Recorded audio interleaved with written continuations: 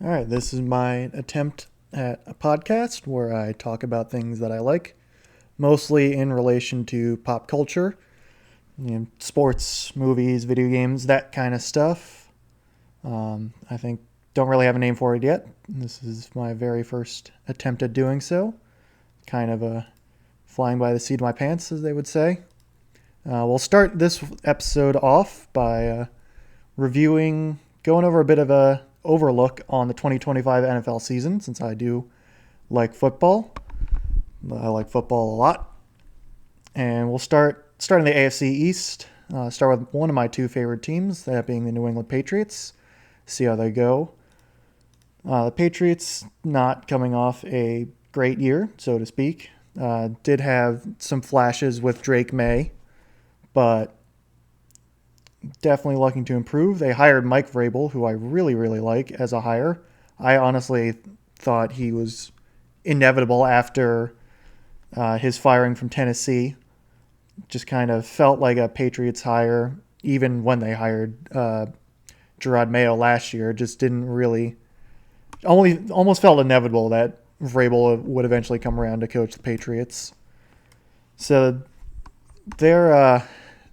they came into the free agency with a lot of money to spend, and spend they did, that's for sure. Spent a lot on defense.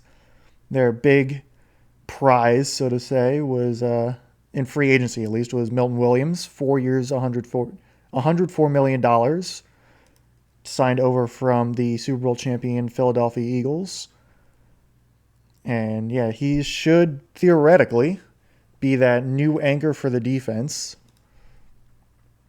slotting in at defensive end opposite Christian Barmore on left D. They also got guys like Robert Spillane and Harold Landry for the linebacker core, although neither of them are all that young. Harold Landry is, let's see here, he's only 29. I feel like he's been in the league for forever, though. Another Vrabel guy, he was on Tennessee all through his career up until this point, so theoretically he should be finding some of that old magic with a reunion with his old head coach. Spillane, I believe, was on the Bills. No, he was on the Titans, Steelers, and Raiders, so still AFC guy, also 29 years old, so kind of an old linebacker core, at least from the new additions. They also got Carlton Davis over from Tampa Bay. He's a pretty solid corner. Definitely needed someone opposite Christian Gonzalez, who is unfortunately still dealing with injury issues. He's very, very good corner when healthy, but obviously health has been an issue so far in his young career. Former first-round pick. My other favorite team, my favorite team, I'd say, Washington Commanders, picked Emmanuel Forbes Jr. over Christian Gonzalez. That's classic Ron Rivera, Washington Commanders GM pick right there, but in the end it did lead to Jane Daniels. But we will get to the Commanders later on. Patriots also signed a few depth pieces. One I'm a little intrigued by, mostly just because he's former first-round pick, Clavon Chason, former Jags pick from that awful Jags 2020 draft class. I doubt he's going to do much, but you never know. I just always kind of like watching where former first rounders wind up and see if, they kind of pop off on their new team. They also brought in Morgan Moses, was recently on the Ravens, I believe. Started out Commanders, well, back then the Redskins. Went to, I believe, the Jets, and then, yes, he went to the Jets for a year, 2021, then signed a 3-year deal for the Ravens, only played, no, I guess he did play all three, 2022 through 2024, and now he's signed a 3-year deal with the Patriots. Morgan is 34 years old, so not exactly young, but offensive tackles are, which I feel like is a little surprising, given that how they play basically every snap. Well, they should theoretically play every snap on offense, and it's a pretty grueling position, but you'll see offensive tackles play really late age-wise. I mean, I know Jason Peters is kind of an outlier, but he was, I think, in his 40s when I'm pretty sure he's retired now. He might still be playing, but he did play this past season, and he is 43 years old at this point. I think he did retire, but yeah, it's Trent Williams, one of the best offensive tackles. Is he's pretty old.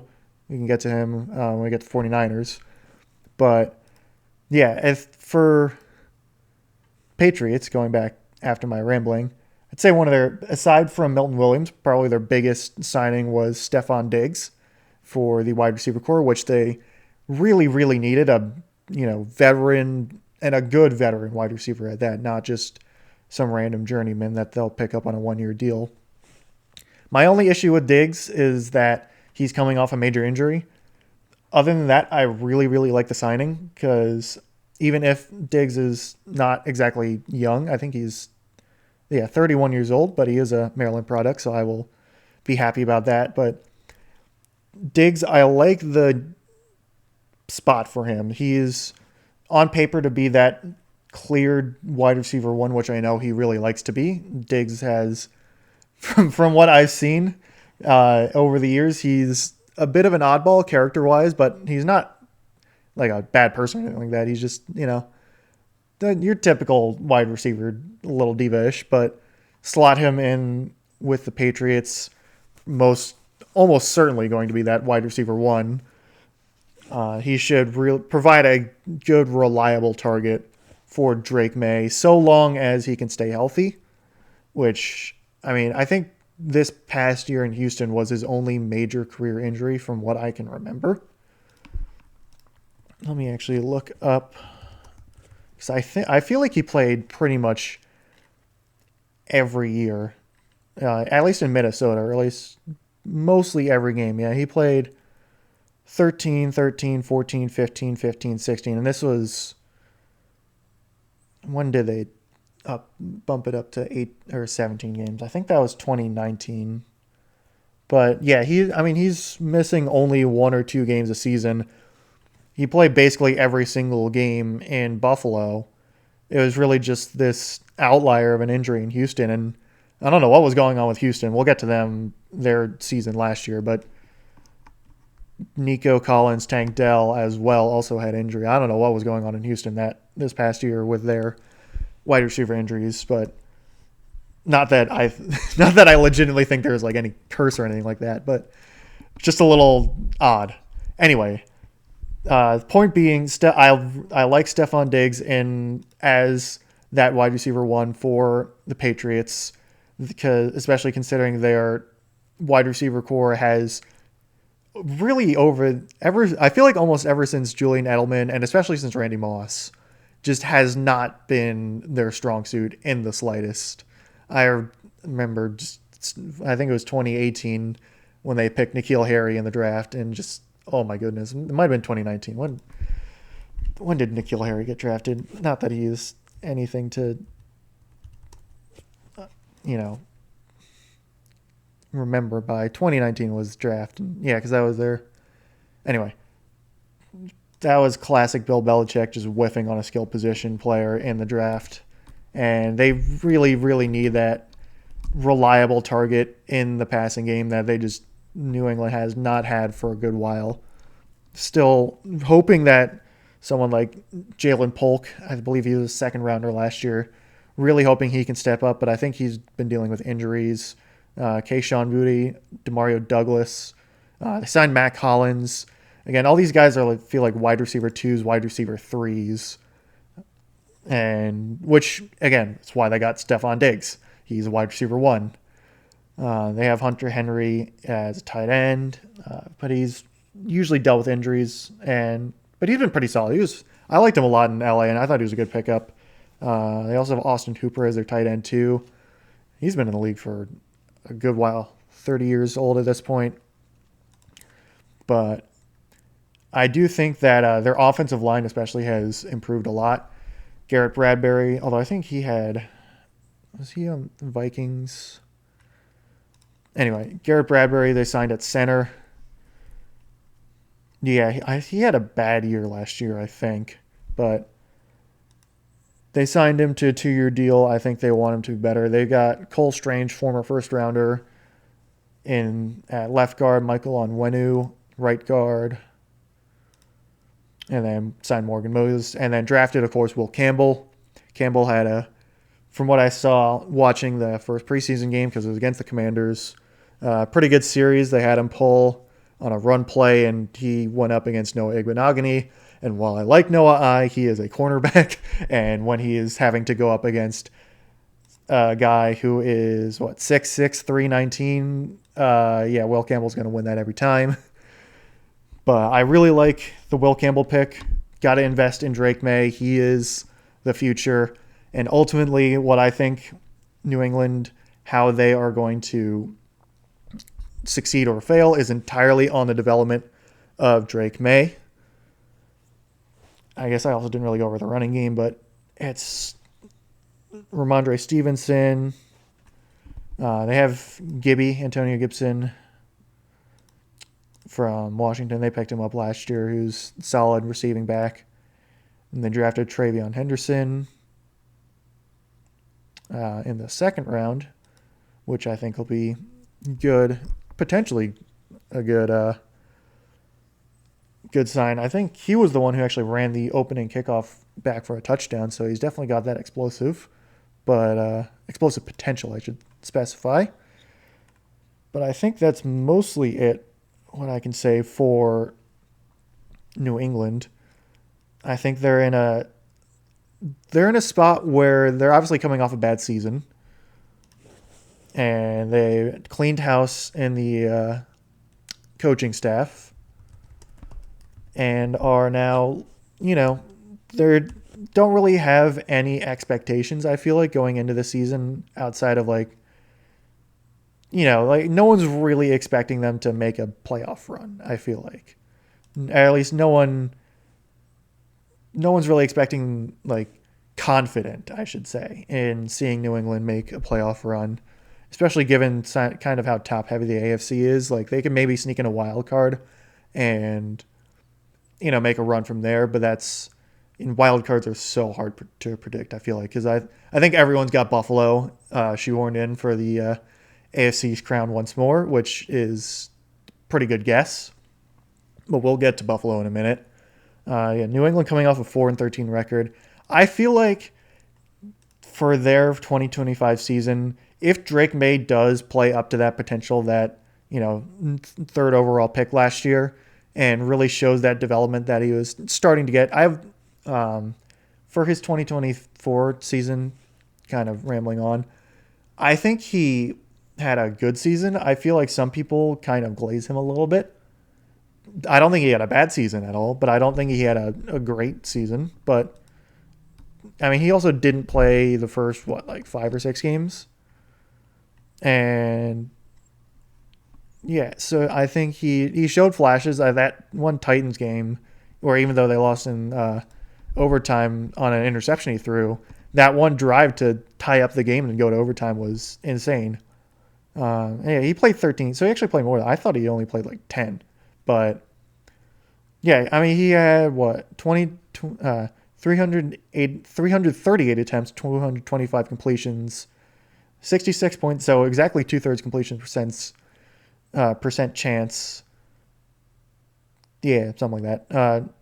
2,200 yards, 15 touchdowns, 10 interceptions. So 10 interceptions, not great, but he's also a rookie, so it's whatever.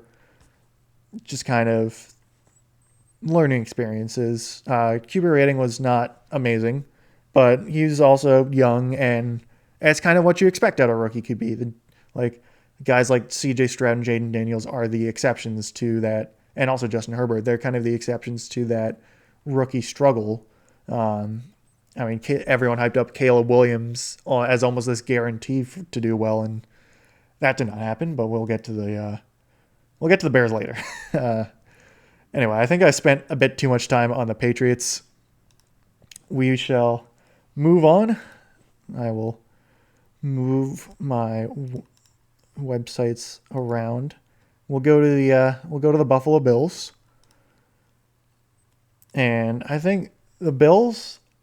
I don't think there's too much to say on them other than I don't think their window, if they don't succeed this year, I don't think their window is closed, not in the slightest, because they still have Josh Allen, and barring like something unprecedented, like where he or something really unexpected, like catastrophic injury or legal trouble, he's Josh Allen's going to be around for a while. And as long as Buffalo has Josh Allen, they're going to be in contention. What I do think is that time's running short with the current core that they have, both player-wise and coaching staff-wise, since we've seen what Buffalo is capable of time and time again. They're very strong in the regular season. Combination of Josh Allen just being insane, really ever since kind of 2019, especially 2020. And ever in past, 4 or 5 years, we know how Buffalo operates. Good offense, explosive when Josh Allen's on his game, which is usual. And a good defense, but thing with the defense is that they have really, really struggled with injuries over the past few years. Matt Milano, Tre'Davious White they were sort of the guys on defense, and they just could not stay healthy. They did bring back Tre'Davious White this year, but he's been a shell of his former self for a while.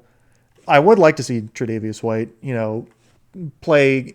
Doesn't have to be that, number one corner that he was in 2021, 2022, around that time. But, it would be cool to see him kind of get back a little bit to that form, make the Bills secondary, scary again. They brought back Damar Hamlin. They brought over Derek Forrest from the Commanders for the safety room. I don't know if I don't think those guys are both starting. Let's see. How is it listed on ESPN? Neither of them are starting. Taylor Rapp, starting strong safety. He was former Rams guy for a while, if I remember correctly. Cole Bishop, I don't know too much about him, I will confess. But he is listed at their starter. Looks like he is a second-year player, round 2, 2024 pick, so makes sense. Highly invested draft pick. For their defense, they have Ed Oliver, Greg Rousseau, both of them former first-round picks for the Bills. They brought over Joey Bosa, who is, again, it's interesting that for a defense that has dealt with so many injuries, they bring over a guy who, while good, has dealt with injury after injury in his career. Let me see when the last time Joey Bosa actually played a full season, if ever. And when, let's see. Last time he played all 16 games in 2021, but he has played in 5 games in 2022, 9 in 2023, and then 14, but only started 9 in 2024. I am almost certain those were all due to injuries. So it's been 4 years at this point since Joey Bosa's had expected starting caliber, high-end defensive end season. So I don't think they're expecting him to be that 16-game, 10.5 sack guy again. But, I think they would certainly like for that to happen. But I don't think at this point in Joey's career that anyone can really, count on him playing a full season getting those sort of numbers. With that being said, I still think he is a threat on defense. And putting him in a very solid defensive line, it can't hurt, I don't think. I think it's, just adding that sort of presence on the D-line. It's, this is Joey Bosa we're going up against. It's a Bosa brother. Even if he might not be quite as insane as he was early in his career, it's still Joey Bosa. Anyways, just to wrap up my thoughts on their defense, I think their defense is good. I'm not quite sure if it's going to be enough. I feel like they did invest. In the draft especially, invested a lot in the defense. their first overall pick, I believe, or first round pick this year was cornerback. Was it Christian Benford? No, it was not. It was, who was it? Maxwell Harrison. That's who it was. He was a cornerback. Cornerback out of Kentucky. So, yeah, Bills.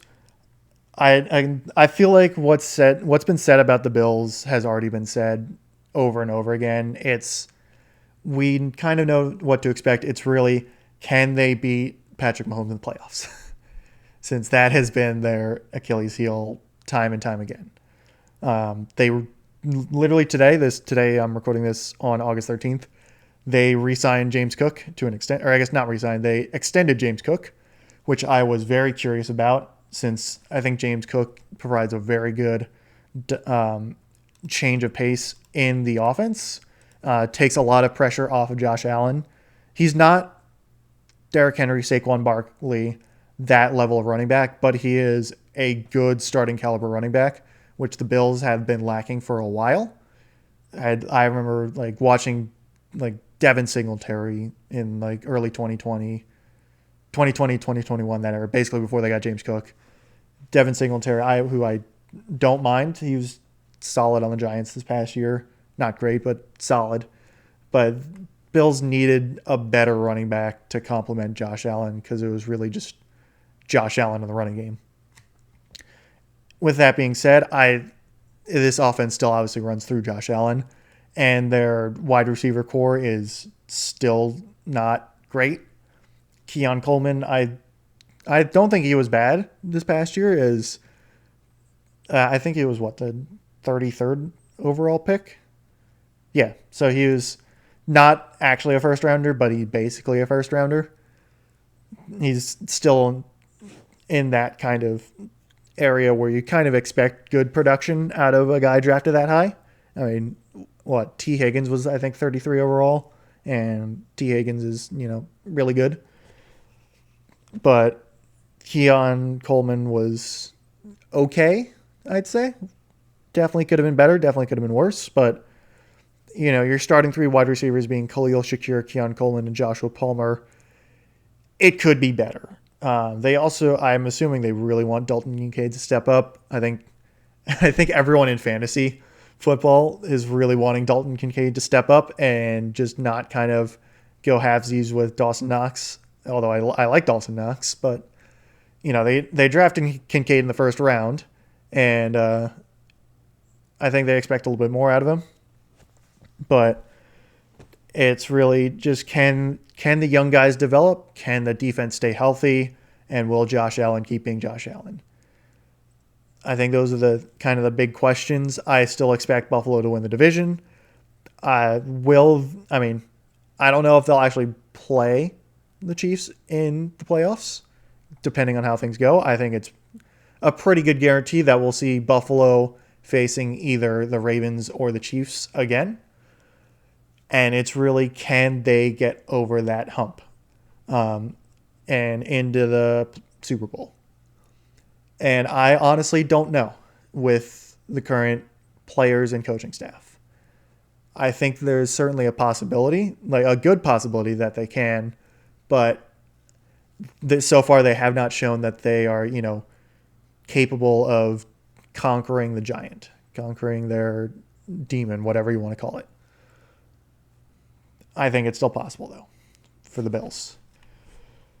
So I think now we shall move down the coast and go to the New York Jets, Jets, Jets. Not that I'm a Jets fan at all, but got to go with the chant. And yeah, the Jets are. I don't know, what can you say about the Jets? They've just struggled for so long, and it's kind of rough to watch in a sense.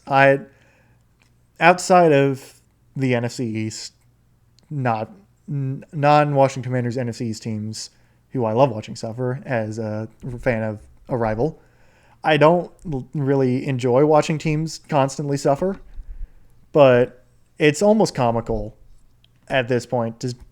Just everything kind of goes wrong for the Jets no matter what they do. We all know what happened to Aaron Rodgers. And that saga and how it just ended in a whimper and then some. With all that being said, their big acquisition this offseason was Justin Fields at quarterback. And I actually really like the signing. I don't know if Fields is that guy to lead them to a playoff run, but I think he has got a lot of, well, I don't know if I should say he's got a lot of upside because I feel like everyone's been saying that about Justin Fields since he was drafted. However, I think he is a solid quarterback for them in this moment. What I don't know is how he's going to mesh with Aaron Glenn's coaching staff since Aaron Glenn is a defensive guy. I do not remember off the top of my head who the Jets brought in as their offense coordinator, which I'm looking up at this moment. Since Aaron Glenn is the defensive guy, Tanner Engstrand. I'll be honest, I have not heard of this guy at all. He was on the Lions. Okay. Looks like he was passing game coordinator. And, okay, So he was passing game coordinator for the Lions. So, just on that alone, from my initial reaction, I liked the hire. Since the Lions obviously have had a very, very strong offense the past few years. And so I don't really know. I don't feel like we quite know what Fields' ceiling is. I think he went 4-2 in his starts in Pittsburgh last year, and Pittsburgh wasn't exactly the most amazing offense in the world.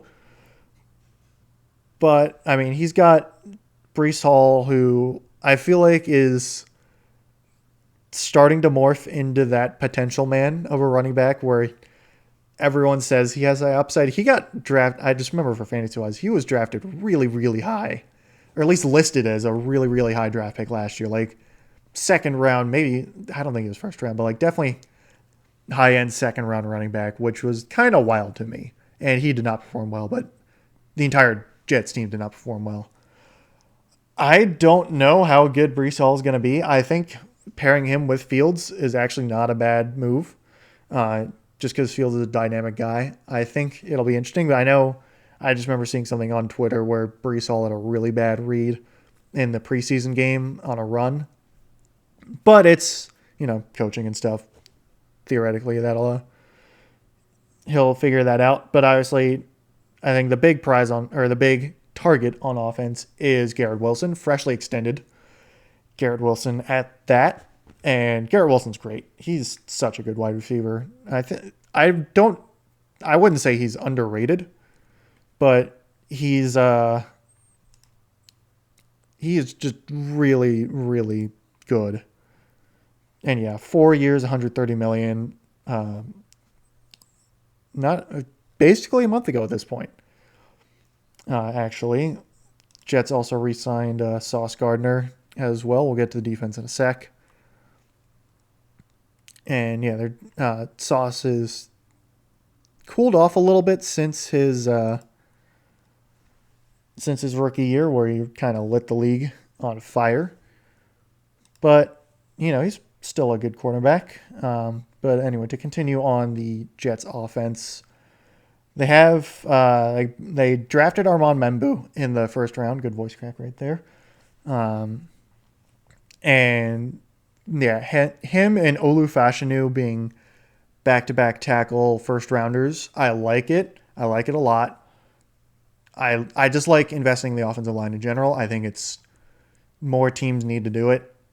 And I mean, it's not that the Jets haven't been investing in the O-line heavily, especially in the draft over the past few years. During the solid reign, they had Mekhi Becton and Elijah Vera Tucker. Becton just had a bunch of injuries. And is now succeeding in Philadelphia as an offensive guard. Obviously, Jets would have preferred to keep him as a tackle, but c'est la vie.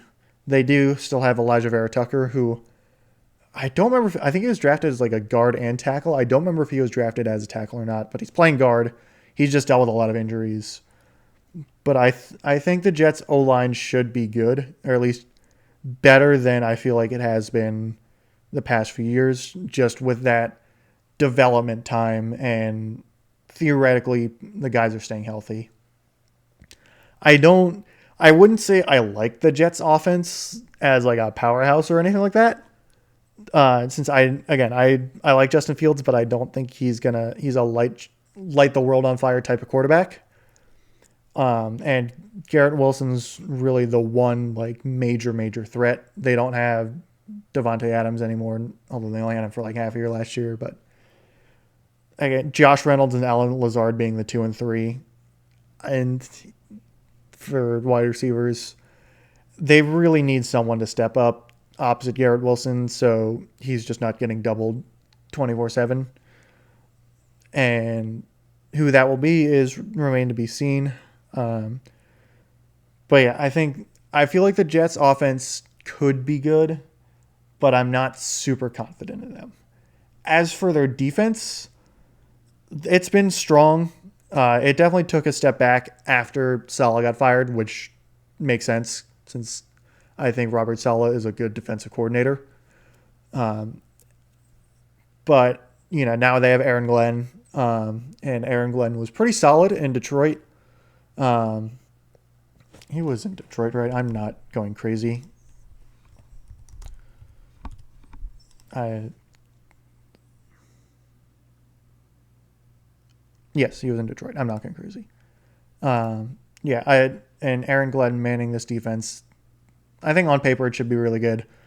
Will McDonald, former first rounder on the defensive end, he's been pretty solid, I believe. Again, yeah, he actually had a 10 and a half sack season, so a little bit more than solid this past year. I should clarify. I'll confess, outside of the well, I wouldn't say quite outside of the Commanders, but the Jets are not a team where I can really go into the ins and outs of all of them.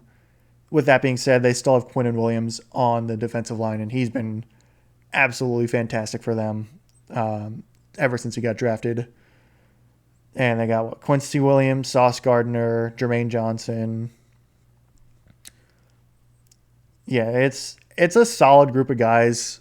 I feel like they're not talked about a ton overall, which is weird because they're in New York. But I mean, I guess probably the reason the past few years was because of Aaron Rodgers and then Zach Wilson, since that was such, for really all the wrong reasons, that was such a focus on the New York Jets. And their defense I wouldn't necessarily say went under the radar, but I don't think it's talked about nearly enough. They lost C.J. Mosley to retirement, I believe, who was a free agent signing they got for Baltimore, I think in 2019. It started out really rough because I just remember he got injured in the first game, never played again in 2019 due to injury, then didn't play in 2020 because he opted out, but was pretty solid for them after that. But I think he's in his 30s at this point. He is 33, and yeah, he is no longer on the team, and yes, he retired. That's what I thought.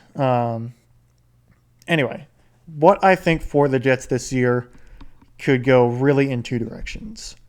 The direction I feel like a lot of people are predicting, and I think just looking at the roster on paper and kind of just looking at the upside, I think they could be a good wild card contender. Really like start, especially like later in the season. I think they could start really making some noise, as like a team to look out for in the next few years and start playing some teams hard. I'm not sure if early in the season they're going to play all that well, just because there's so many new parts to the team. And it's also the New York Jets. And that's kind of where my second thought goes, is that this is the New York Jets. Something seems to always go wrong with the New York Jets. What it is this year, who knows? And I don't like just being pessimistic about the New York Jets all the time, but I don't. If I had to make a wager, I don't think I would bet that the Jets would not be great this year, just because I'm not confident enough in Justin Fields to lead this offense to greatness. I don't know if he can be sustainable enough for the entire season to really make up for the competition that they'll have to play. And, I just don't know if they're going to score enough. I don't know if the offense is going to be capable enough. I don't know if the defense is going to be as good as they have been the past few years outside of the post-solid 2024 era. And it's also something I feel like is going to go wrong for the Jets, something like completely out of left field, since that's just how it's been for them since Jets fan can have nothing nice. But that's the pessimistic view. I think the optimistic view is that they are a wild card team, like fringe wild card team with upside. Where they're going to end up, I feel like they're probably going to end up somewhere around 500. I feel like that's the safe bet. But I don't really like doing specific not roster predictions, record predictions, because I don't know. I just feel like it's too up in the air. Like, you can look at it so much from just, you can just look at so many things at the start of the season, and like 2 weeks in, everything will change. And that's why I just don't think record predictions before the season are really worth it. Anyway, moving on to the final team in the AFC East, the Miami Dolphins. And I'm going to be just up front, I'm going to be negative on the Miami Dolphins, probably more than I should be, but I have not been a fan of how the Miami Dolphins have just looked as a football team over the past few years. And I'm saying this as someone who likes Mike McDaniel as a coach. I think I like how he's goofy, and I like his creativity. And he's from the Shanahan tree, and I kind of like the guy, like the Shanahan, McVay, that kind of coaching tree. But, yeesh. Anyway, I should also preface this. I like Tua. I actually enjoy watching him play. I think he's a solid quarterback. However, oh boy. Obviously the injuries and the concussions. They have not been friendly to him whatsoever. I don't want to try and predict injuries whatsoever. It's just based on history, it's a bit more likely for Tua than your average quarterback to see an injury happen. I really hope it does not happen. I want to see Tua play all 16 games. Yeah, 16 games per season. I want to see that happen. But I don't like how streaky their offense is. I like Devon Achane. I had him in fantasy, which I was a little disappointed because he did not play great last year fantasy-wise. I should clarify. All Dolphins obviously did not play amazing overall this past year.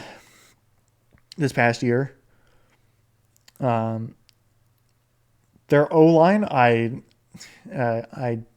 they have not seemed to play all that well. They brought in James Daniels on a 3-year deal. I don't know how good James Daniels is, but you invest that much in an offensive lineman. I think you're hoping he's going to be that good.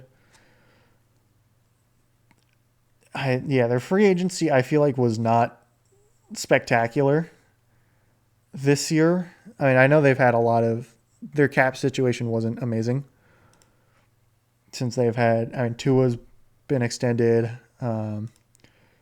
Tyreek Hill obviously takes up a lot. Yeah, Miami's pretty 27th out of 32 in terms of cap space. So it's not like they had a ton of room to work with. But they went defense for most of their draft, especially in the first round. Kenneth Grant, defensive tackle, 13th overall, which I like because their defense has been kind of rough. And yeah, a lot of it, I think the theme for the Dolphins the past years has been injuries, more injuries, and then struggling in the cold and just kind of struggling late. And just looking at their starting depth chart, let's see, 1, 2, 3, 4, 5, 6, 7, 8, 9, 10. Yeah. Well, for starters alone, 1, 2, 3, 4, 5, 6, 7, 8 questionables. Not that we're starting the season in 2 days, but yeah, it's just a lot of health concerns. Tyreek Hill is he still Tyreek Hill, the reliable speedster, or is he kind of starting to see age wear on him? And I mean, he didn't have a great season last year with everything going on. I don't know. Yeah, I mean, last season I think is also kind of hard to predict since Tua was out for a lot of the early season. Not that he played well when he came back. Jalen Waddle, I feel like Jalen Waddle is both good and also not good at the same time. Like he was what, number 6th overall pick. Right after Jamar Chase, if I remember correctly. And again, he put up 1,000 yards in his first 3 years. Didn't this past year, but again, injuries for quarterback room. But it's also like, I feel like they're expecting a lot more out of Jalen Waddle for a 6th overall pick. Like he's kind of a low end wide receiver 1 in that sense, which it's not a bad thing to have whatsoever, especially opposite Tyreek Hill. But I just think they want more out of him. They did bring in Nick Westbrook-Ikine, who's apparently just a touchdown catching machine now out of Tennessee. And kind of just adds on to that, like just throwing a deep, big passes kind of attitude for the Dolphins. A lot of movement, a lot of speed. They brought in Darren Waller out of retirement. I have no idea how that's going to go. I liked Darren Waller when he was on the Raiders. He was a fun guy to watch. He was really good. He had that one game against the Jets, I think, in like 2020 or 2021, where you had like 250 yards and 2 touchdowns or something. That was insane. I had him in fantasy that day, and he scored like 40 points. That was awesome. But I mean, Darren Waller has been out of football for a year, I think. Had dealt with injuries a lot. He did not play any last year. Didn't light it up at all with the Giants. Dealt with injuries a lot in his career. I have no idea if Darren Waller's going to work out whatsoever. And they traded away Jonnu Smith to his favorite offensive coordinator in, oh my God, I'm blanking on his name. Arthur Smith. There we go.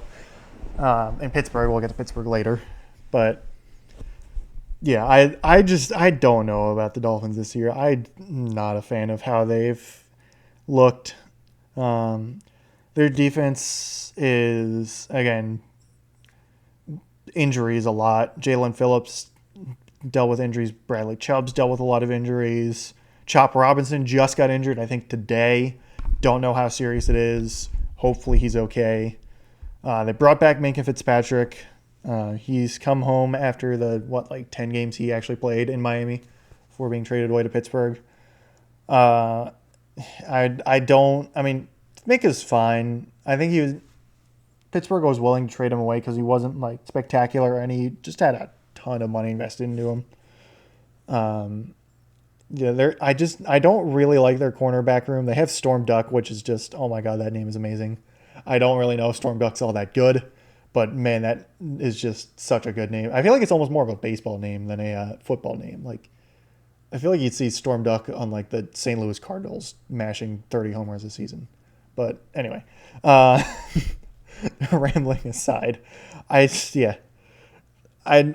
can't say too much about the Dolphins other than if they stay healthy, I think they can make some noise, but I don't think they're going to be good. I actually think there's a better chance of them being really bad this year than them actually making a good playoff run. And I think they're going to be probably picking in the top 10 in the 2026 draft when it's all said and done. Which is unfortunate because I actually have a few Dolphins fans that I know, and I don't want to see them be sad, but I just don't think with how the coaching staff just doesn't seem great, like culture wise, and with how their performance in later season games has not been historically good. Their offense is a bit too gimmicky for my liking, and they're just are a team that really struggles to stay healthy. So I can't be confident whatsoever in the Dolphins this year. So that's the AFC East. That actually took a lot longer than I expected. I'm going to take a quick break so I can go get some water since my throat's been a little scratchy, and be back for let's go to the AFC North next. All right, back after a quick water break. Going over a preview of the 2025 NFL season, what I'm kind of looking at, and some of my expectations for each team. Started with the AFC East, now going to the AFC North. Going to try and go a little bit quicker since I still have 7 more divisions to go, and I took a good while in that AFC East. So we'll start with the Baltimore Ravens, another consistent playoff team over the past few years. Lamar Jackson is obviously the guy, one of the best quarterbacks in the league, one of probably the most dynamic quarterback in the league. And it's kind of like the Buffalo Bills where you kind of know what to expect with the Ravens at this point. It's as long as they have Lamar Jackson doing what he does, they're going to be a threat. It's just getting to the point where is this current core, is this current coaching staff, is this current philosophy enough to get them even just to the Super Bowl? Since it's same with the Bills, they just cannot seem to win that crucial matchup in the playoffs for whatever reason. For the Bills, it was more just they just ran into the Chiefs and something would go wrong there. For the Ravens, they've lost to Chiefs and also the Bills. And I think that's it. Mostly, yeah, I think it's kind of half and half at this point. But it's playoff Lamar is kind of a meme. It's also kind of the truth. He does tend to turn the ball over a bit too much in the playoffs, but that's not been the only reason they've lost. Not in the slightest.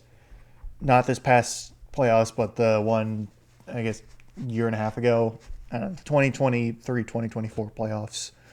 That was more, I'd say, of a coaching thing where they only ran the ball, 6 or 7 design runs that whole game against Kansas City when Kansas City's run defense was struggling. And was it the AFC Championship game?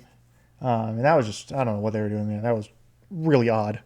And they brought in Derrick Henry and then proceeded to not really use him in the playoffs, which again is like, what are we doing? I don't get it.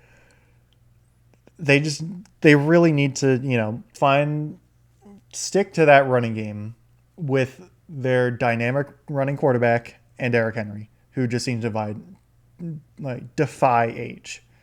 I mean, who knows? Maybe this is the year where Derrick Henry finally falls off. I don't think it's going to happen. I don't want it to happen. I really like watching Derrick Henry run the ball. He's just insane and is not human. Anyway, for a more in-depth look on their players, please press the... No. That's a terrible joke.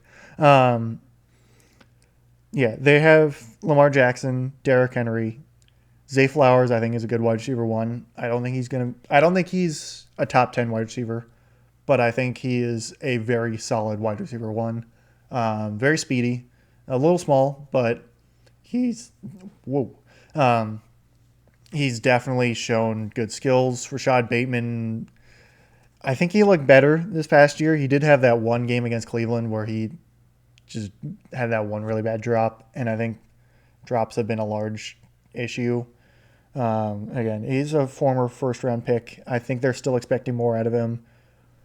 They brought in DeAndre Hopkins.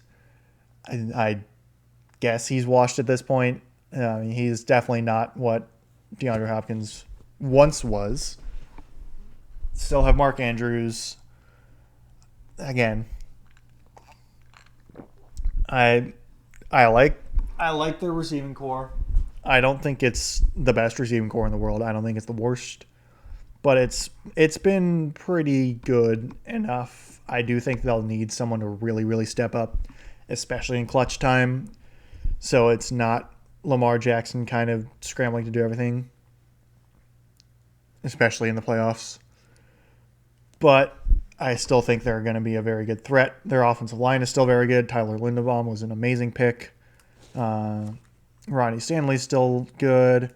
I know Daniel Faalele had some really bad snaps in the first preseason game. So that's definitely something to watch out for. I don't know much about Roger Rosengarten at right tackle. But I know just name-wise, Linderbaum, Stanley got some really good pieces on the offensive line. As for their defense, definitely took a step back last year, especially in the secondary outside of Kyle Hamilton. Kyle Hamilton's been amazing, but it's just funny that their safety room outside of that was a retirement home for past their prime guys. Marcus Williams, Eddie Jackson. I remember distinctly listening to the radio coming home from the gym one day, and it was Baltimore radio that I had on at the time, and they were just losing their minds watching Eddie Jackson and Marcus Williams just stink it up. And that's why they drafted Malachi Starks, which was about as no-brainer a pick I feel like you could get. Gaping hole in the safety position, and the best safety on the board falls to them, or at least one of the best safeties on the board falls to them, and just take the guy. Apparently, he's been getting rave reviews from Kyle Hamilton in camp, at least from what I heard from a friend of mine who follows the Ravens a few weeks ago. I did not see how he played in the preseason game. I'm assuming he did play in the first preseason game. As for their cornerback room, brought in Jair Alexander, who's been good, not quite as good as he used to be, mainly due to injuries. I still think he's going to be pretty solid. They just need him to stay healthy. Marlon Humphrey's still good, even though he's getting a little bit up in the age. So I think their secondary has been overhauled in a good way. Their defensive line, I don't think it's changed too much. I think they didn't sign Owe to an extension. Did they? No, they did not. I think Owe's in his final. Odafe Owe, I should specify, is in his final year of his contract, and he was a first rounder, I think. Was he a first rounder? Yeah, he was. I don't know if Owe's really lived up to expectations. I'm actually not even sure if they picked up his fifth-year option. I feel like they did. Couldn't quite tell you. Where is the Ravens on the... There they are, 26th. Where is... Okay, so Owe, $13 million. They had to have picked up his fifth-year option, right? Yeah, they did. Okay, so they did pick up his fifth-year option. Going to be an undrafted free agent after this year, unless they re-sign him. But, yeah, having him, Roquan Smith, Kyle Van Noy. Van Noy had a really good season last year. Nandi Matabike, who didn't have quite as good of a season last year as he did the year before. I think.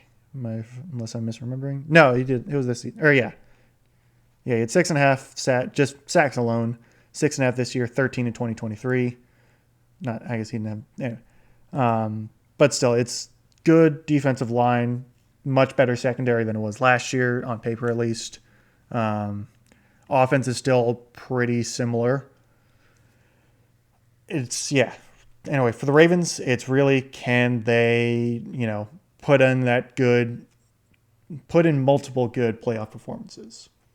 Can Lamar Jackson almost play it safe in the playoffs? Not have just that random fumble costing the momentum against the Bills that he did this past playoffs. And, the coaching staff not forget how to run the ball halfway through the game. Can the Ravens just string together those multiple good postseason games to really get on that run and prove the doubters wrong? Since I think they're going to make the playoffs pretty easily, I don't see why they wouldn't. Yeah, I think they're a good shot to win the division. I think it's really going to be, well, I guess it's between them and Cincinnati. We'll get to the rest of the division here in a sec. Probably actually I think we'll go with Pittsburgh next. But yeah, Ravens, I think they're in a good spot still. They just really need to be that consistent in the playoffs, which they just have not been yet. We'll go to Pittsburgh next. The Steelers. Are they going to Super Bowl? I don't think so, to be honest.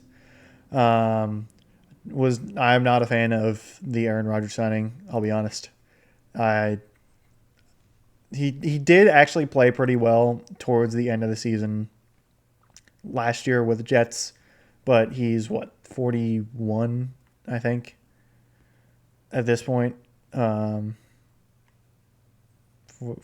42. Let's see. He is 41. Okay. Might turn 42 during the course of the season. I don't know if Aaron Rodgers is going to be that guy, to be honest. I think he started dealing with some kind of injury in camp. I don't think it's anything serious, but something to look out for. I do kind of like the DK Metcalf trade. I've always felt DK Metcalf's been a little overrated. I feel like he's mostly a deep ball threat guy because he's really big and runs really fast. I would never say that to his face because he terrifies me since he's a freak of nature. But I think he's a very good wide receiver. I just don't know if he's quite the top 10. But at the same time, I think he's a good guy to replace George Pickens as the number one wide receiver with, since George Pickens was a good skill-wise, but absolutely wild person, which is just kind of the usual Steeler way. I don't like their running back room at all. I think Jaylen Warren's a good change of pace back. I don't think he's a great starting running back, and I don't know if they have anyone. I guess they did drive Caleb Johnson third round this year, so he could be a guy to watch out for. But again, he's a rookie, so I can't really predict what he's going to do. I'm not the best at looking through college players and really seeing what they're going to be like. But just as of this moment, I don't like the running back room whatsoever. I'm not a huge fan of their wide receiver room either, outside of DK Metcalf. Calvin Austin's okay. Robert Woods is just really old at this point. He was good in 2017, but that was, at this point, 8 years ago, which is weird. And then, tight ends wise, I like Freiermuth. I don't know if he's really amazing, but I think they did extend him. They also brought in Johnny Smith, which, again, Arthur Smith's favorite guy to use, so might see a lot of Johnny Smith. I don't know, man. I just don't know. Their O-line, I know Broderick Jones, they had high expectations, and he hasn't played great. Troy Fautanu was, I think, last year's first-round pick, right? Yeah, 2024's first-round pick. It's definitely, it hasn't been as, the offensive line for Pittsburgh, I should say, has not been quite as much of a strength as it has been in the past, especially during the Killer Bees era. They had a really, really good offensive line then. They brought in Derek Harmon, they drafted Derek Harmon first round. Put him on the defensive line. Cameron Hayward's looking for a contract extension. I'm not sure if he's going to hold out. I do think the Steelers will still pay him before the season starts. They obviously still have TJ Watt, who is one of the best defensive players in football, even if he's getting up there in age. But again, he's TJ Watt. He's just insane. Signed him. He's the highest paid non-quarterback per annual value now with his extension, which is it's like $40-something million. It's ridiculous. Like, it's just so much money. I wish I was good at football to make that kind of money. But yeah, Steelers have just invested so much money into their defense. Okay, so it's next year that his $42 million year cap hit is going to hit. This year it's only $23 million.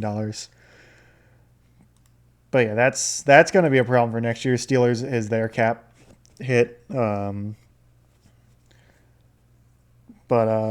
I completely forgot they brought in Darius Slay for their secondary. They still have Joey Porter Jr., brought in Jalen Ramsey. I actually like the Jalen Ramsey because they traded Minka for him. Imagine Darius Slay, Jalen Ramsey on the Steelers secondary in 2017, 2018. That would be insane. But yeah, this is 2025. I don't know if I like the Steelers this year. I do think there is a good chance they just go 9-8 again. 9-8 is just it's their thing. They just always seem to play good enough to win some games, but not play well enough to win games where you kind of think they should win. Where you look at the schedule, you look at the game, and you go, good teams win this game, and a lot of times the Steelers won't win the game. But at the same time, they will play one or two games where it's oh yeah, this is the Steelers that we expect. This is those gritty, tenacious Steelers that they'll fight and win games, really mess you up and all that. But then they'll also just go out and put up a real stinker at the same time against a really bad team. To quote Urinating Tree, they will play down to competition. And I think it's the same coaching staff. And I don't think they're going to do much to change the 9-8 record. And had a bit of an interruption there in a second, but I believe my last train of thought was Steelers going to the 9-8 Super Bowl, which, that's basically if I had to predict one record in this entire preview, it would be Steelers are going 9-8. That's my guess. And in that little interruption, I did get a chance to check Twitter, and going back to the Dolphins, Chop Robinson said his injury was nothing major, so that's a good sign. Because Miami definitely needs him. As for the next team that I'm going to go over, let's go with it's going to be between one of the two Ohio-based starting orange teams. I think that's created by Paul Brown. There we go. Another similarity I can go with. Let's go with the Cincinnati Bengals because they're the first one I clicked on. The Bengals are they're I think they're going to be good, but that's a really big question mark given the state of their defense. So they did sign Shamar Stewart to his contract finally, which is good. They still have not extended Trey Hendrickson, which is bad. I think that's pretty safe to say. I honestly have no idea if Trey Hendrickson is going to be signed before the season starts because their ownership has not been great, to be honest. It's not been amazing. And, playing this kind of hardball with Trey Hendrickson is not, I don't think it's very smart, considering Trey Hendrickson has been playing out of his mind the past few years for the Bengals, and he's been the one consistent guy on the defense, on a defense that has struggled a lot Really, ever since their Super Bowl run, it has not played very well. Miles Murphy has not played well at all, despite being a first round pick. Um, and I think they really want him to develop, and if not, hope Jamar Stewart develops to provide that guy opposite Trey Hendrickson. And even then, Trey Hendrickson's a real question mark with his contract situation. And I'm not quite sure about their defense. I should say their secondary. Um, Dax Hill. I don't think Dax Hill has been great. He's a first round pick. I don't think he's been great. Um, yeah, they just have not invested a ton into their defense this year. I think they did draft defense a good bit. DE, two linebackers, and then two guards and a running back. I worry about their secondary. I worry about Trey Hendrickson. I'm not worried about Joe Burrow, Jamar Chase, T. Higgins in this latest. Those guys are insane. Um, yeah, their offensive line has definitely gotten a lot better. Orlando Brown was a great signing. I actually don't know specifically how well he played this past year, but just on paper, I think he was a good signing. Amarius Mims was a first-round pick, so I think they hope he'll develop opposite Orlando Brown on the offensive line. I do think they could use a better running back. I think Chase Brown's not bad. He definitely has started to come on into his own. He's started playing a lot better this past season. But they're not like, they don't really have that major threat at running back yet. Chase Brown could be that guy. He could grow into that role, but haven't quite seen that yet. And, when opposing defenses come up to the Bengals, they're not looking at the running game as being the major threat for good reason, because Joe Burrow is insane. And Jamar Chase and T. Higgins are also insane, especially Jamar Chase. He is. You could easily make the argument that he's the best wide receiver in football. You could also make the argument that Justin Jefferson is the best receiver in football. I'd say they are the top two. A.J. Brown's up there. CeeDee Lamb's up there. But I think top two pretty easily are Jamar Chase, T. Higgins, or not Jamar Chase and T. Higgins. Jamar Chase and Justin Jefferson. How you put them 1 and 2 is, I think, almost up to personal preference. I'm fine with them going either way. I'd say they're just both insane. Anyway, for how I think the Bengals are going to play out this season, a lot of that is going to be down to how the Trey Hendrickson saga is going to conclude. So if they do sign Trey Hendrickson, bring him in, I think the Bengals are going to be a real threat. I do think their defense is going to be rough, but I think their offense is going to keep playing insanely well, barring injury. If they don't sign Trey Hendrickson, again, I think they're still going to be. I think they're going to be more around what they were this past year, where they're a little bit over 500 and miss the playoffs. Just because I think when you lose a guy that dominant on the defensive line, especially in this era of the NFL where it is very, very pass heavy, when you lose a guy who's putting up 16 sacks a year. That is really, really tough to fill the void.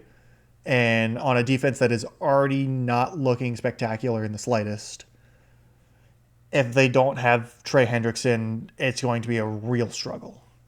And while I think the Bengals offense is very good, I don't know if they don't have Trey Hendrickson and if their defense is going to play as bad as I think they would if they don't have Trey Hendrickson. I don't know if Burrow and the offense can make up enough games to really, be a threat for the Super Bowl. Since obviously the Bengals are in that point where they are looking Super Bowl or bust. They went to it, back in the 2021 season at this point, which is kind of weird that it's like that long ago, but they're looking to get back there, and they need Trey Hendrickson, or they just need the defense to play. They don't even need the defense to be like lights out. They don't need the defense to be Philadelphia. They just need the defense to be passable, and the offense can do the rest. The problem is they just don't have enough guys, I feel like, on the defensive side of the ball to make it passable if they lose Trey Hendrickson. And I know I said Trey Hendrickson's name a lot, but it is like as much as they have Burrow, Chase, Higgins, Orlando Brown, Marius Mims on the offense, it's really he is the guy that is gonna make it or break it for this season. From looking at it at this point in August, but anyway, that is way too much rambling on the Bengals. I overall, I think the Bengals are going to be decent this year. Decent at best, or not decent. Decent at worst this year. I do think Trey Hendrickson will play with them. I'm not sure if he's going to be extended. I think there's a good chance where he doesn't get extended, sits out a couple games, then comes back and play. But yeah, I think the Bengals are still definitely a good threat for a wild card. I think if Trey Hendrickson gets extended, plays the full season, then they are actually a pretty good threat against the Ravens for the division. Anyways, on to the final team of the AFC North, and that is the Cleveland Browns. And the Cleveland Browns have certainly had a lot talked about them, and not a lot of it has been good, and that is for good reason.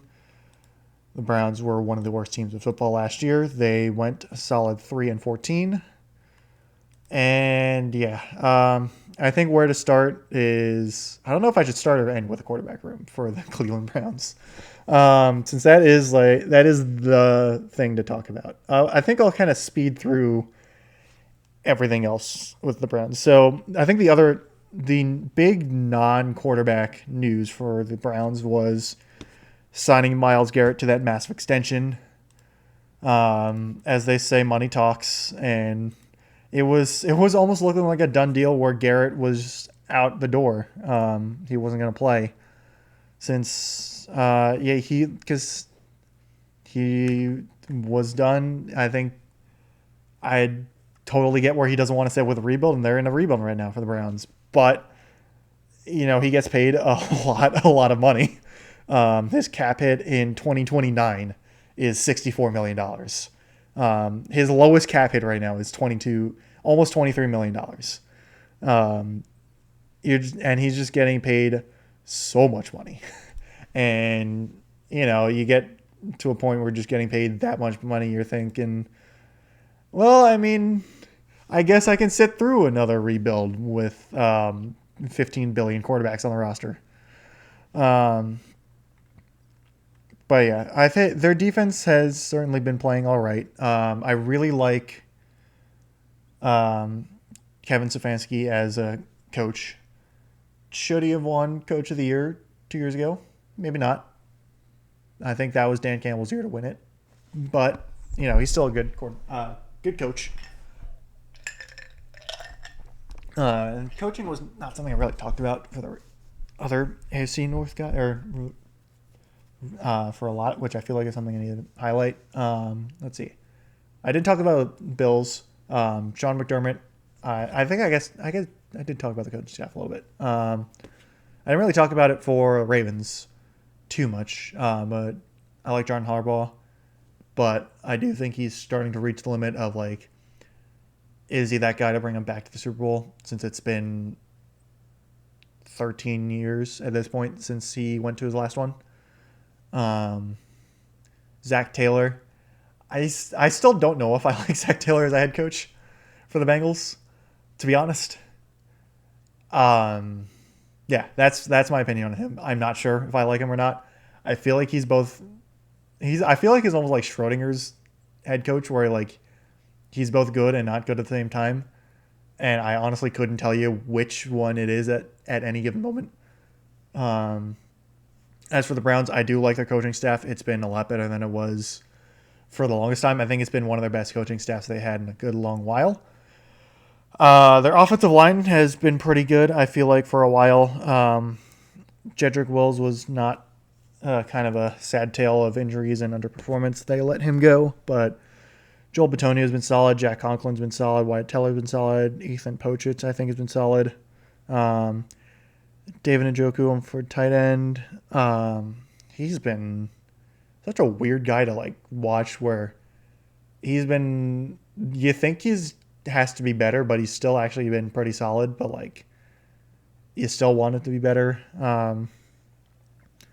They drafted Mason Graham, and yeah, I like what they did with the draft at the start because they had the chance to pick Travis Hunter, and they did need another wide receiver and a cornerback to go. I mean, well, I guess, and they had Denzel Ward and Greg Newsome, but I guess putting Travis Hunter at like as cornerback 3, put him as nickel, and have him be wide receiver as like his primary role would have been interesting to see and it's also just hindsight with them also picking Shadur Sanders, like pairing those two up again. But they didn't do that. I think they got another first round pick out of it when Jacksonville traded up to get Travis Hunter. Yeah, time's gonna tell on that. That's something I can't really fully grade at this point in time. Mason Graham, he was one of the top guys just player wise, and they did need another guy on the defensive line anywhere besides Myles Garrett, which is good. So they're investing in that spot where they kind of need, especially in the AFC North where they're going up against Lamar Jackson and Joe Burrow. You need guys to get to the quarterback, and then also Aaron Rodgers. But I mean, Aaron Rodgers, you can run at 2 miles an hour and you'll still catch up to Aaron Rodgers. But anyway, their defense I think is still going to be pretty solid. I don't know if it's going to be great, but I think it's still going to be pretty solid. Jerry Jeudy started to come onto his own, which is pretty interesting to say the least. Outside of Jerry Jeudy, I am not quite sure if I like their wide receiver room in the slightest. Cedric Tillman, Jamari Thrash as their listed wide receiver 2 and 3. They have Deontay Johnson as well, but I don't really know about Deontay Johnson.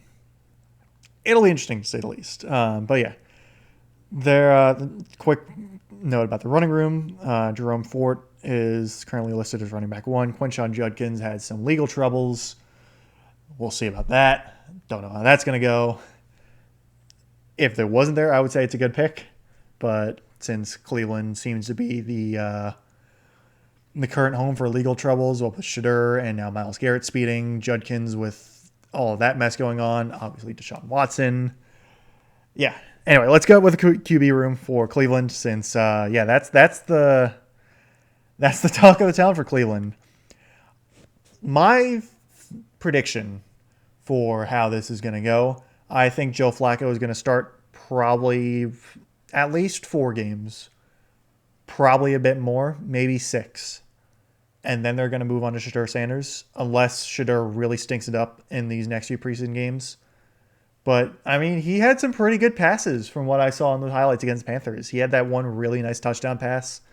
It was, like 20 yards, kind of off balance, and throwing basically in between 2 defenders. But again, he's also a 5th-round pick, and I think he gets a lot more coverage because he is a Sanders. But at the same time, there's been so much speculation about why Shadur fell. I have no idea whatsoever why he fell to the 5th round.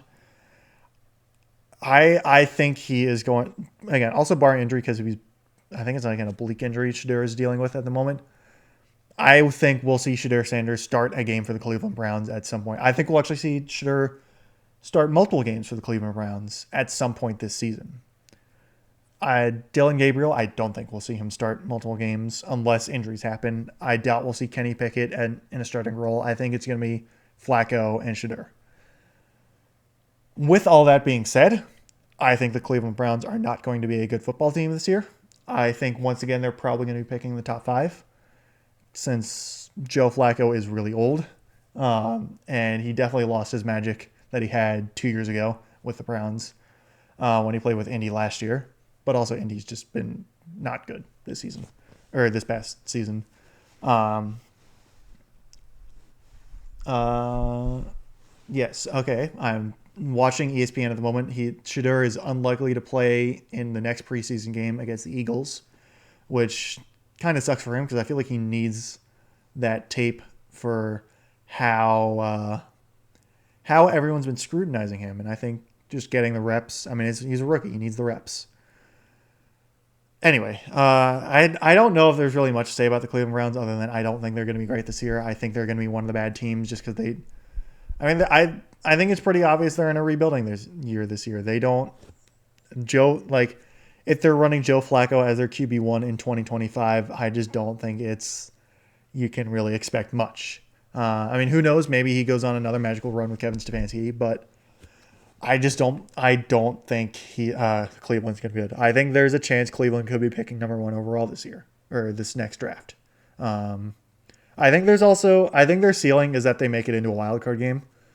Nothing more than that. Like they could maybe go 10-7 and sneak in the wild card with again really good defense and the quarterback room being average. I don't think that's gonna happen though. Basically, that's it. I think for my AFC North thoughts. Definitely Baltimore, then probably Cincinnati, then Pittsburgh, then Cleveland, I think is for my ranking. Not that I did one for the AFC North, I think, or AFC East. I'll do my quick AFC East ranking as well. I think it's Buffalo. Honestly, then maybe New England, then probably I'd actually put New York over New England, and then Miami at the bottom. But I think New York and New England are pretty interchangeable at the moment. I think Miami is number 4 for AFC East. Same with Cleveland being. I think I'm very confident in Cleveland winding up being the worst team in the AFC North at the end of this year. So 2 divisions down, 6 more to go. Moving on to the AFC South. Gonna try and keep going a little quick. Don't need to spend too much time so this doesn't run like 5 hours. Anyway. Start with the Houston Texans. Definitely had a disappointing end of the season, but man, were there some really rough injuries for the Texans, especially in the wide receiver core. Nico Collins had missed a good chunk of the regular season. Tank Dell had just an awful injury towards the end. I think it was on either Christmas Day or Christmas Eve. I think it was Christmas Day against the Chiefs. Not sure if he's going to be playing at all this season. They obviously lost Stephon Diggs. I think it was a torn ACL, if I remember correctly. What was it, like 8 games into the season? They don't have Stephon Diggs anymore. But they did draft Jaden Higgins. He was a second-round pick. And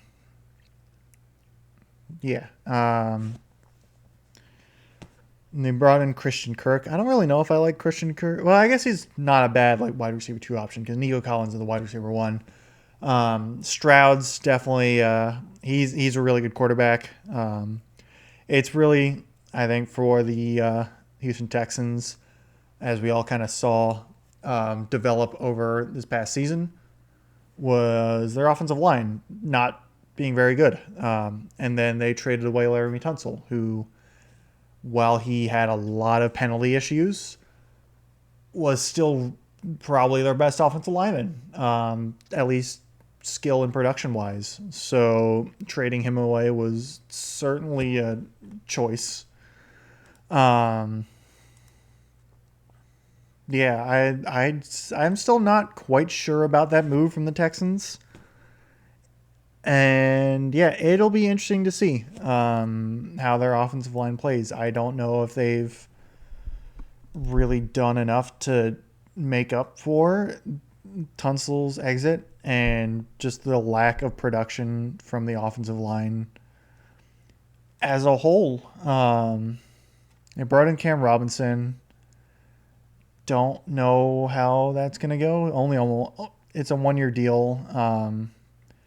I don't know if that really wows me. But I mean, who knows? It could be good. I think for the Texans, it's my only questions for the offense is, well, one, can they stay healthy? But I feel like that's a question you can ask every team. But especially for the Texans, it's like, can their skill position players stay healthy? Because Mixon's dealing with an injury. They brought in Nick Chubb, but he's dealt with injuries. Can Stroud stay healthy? I don't think Stroud really had too many injuries, though, but, keep Stroud healthy, and that's really just the offensive line, and that's the big thing. Can their offensive line play well? As for their defense definitely has those guys that can play well. Will Anderson's definitely, really good player. Stingley's been playing significantly better over the past few years. They brought in C.J. Gardner-Johnson, who's I never liked him when he was on the Eagles, and that's just me being a hater, thinking he was overrated. But he's dealing with injuries. I don't think he's going to be bad. Kamari Lassiter really came out of nowhere to play really well. For the Texans, I think they're definitely in a good spot overall to make some noise. I think they're the favorites for the division again, just because the AFC South is not good, to be honest. It just has not been a good division over the past few years. But yeah, I don't know. They just don't really wow me. They're not like man. I'm really looking forward to watching the Texans play and make the playoffs this year.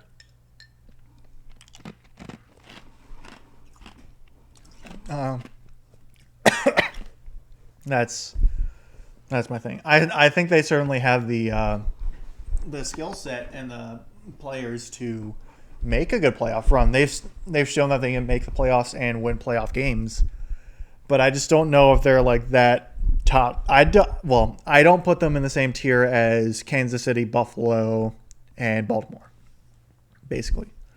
And I don't think their moves this past offseason have put them in a position to make that leap. I think they can. I just don't quite have the confidence in them yet to, guarantee it. But I still think I expect to see them in the playoffs this year. Is my ultimate conclusion. I like DeMeco Ryans as a coach. I'm interested to see how their new offense, because they got rid of Bobby Slowick as their offense coordinator, who was really highly rated after their 2 years ago, after their surprise run. And then opinions of him took a nosedive after this past season. So it'll be interesting to see how Houston rebounds offensively going into the 2025 season.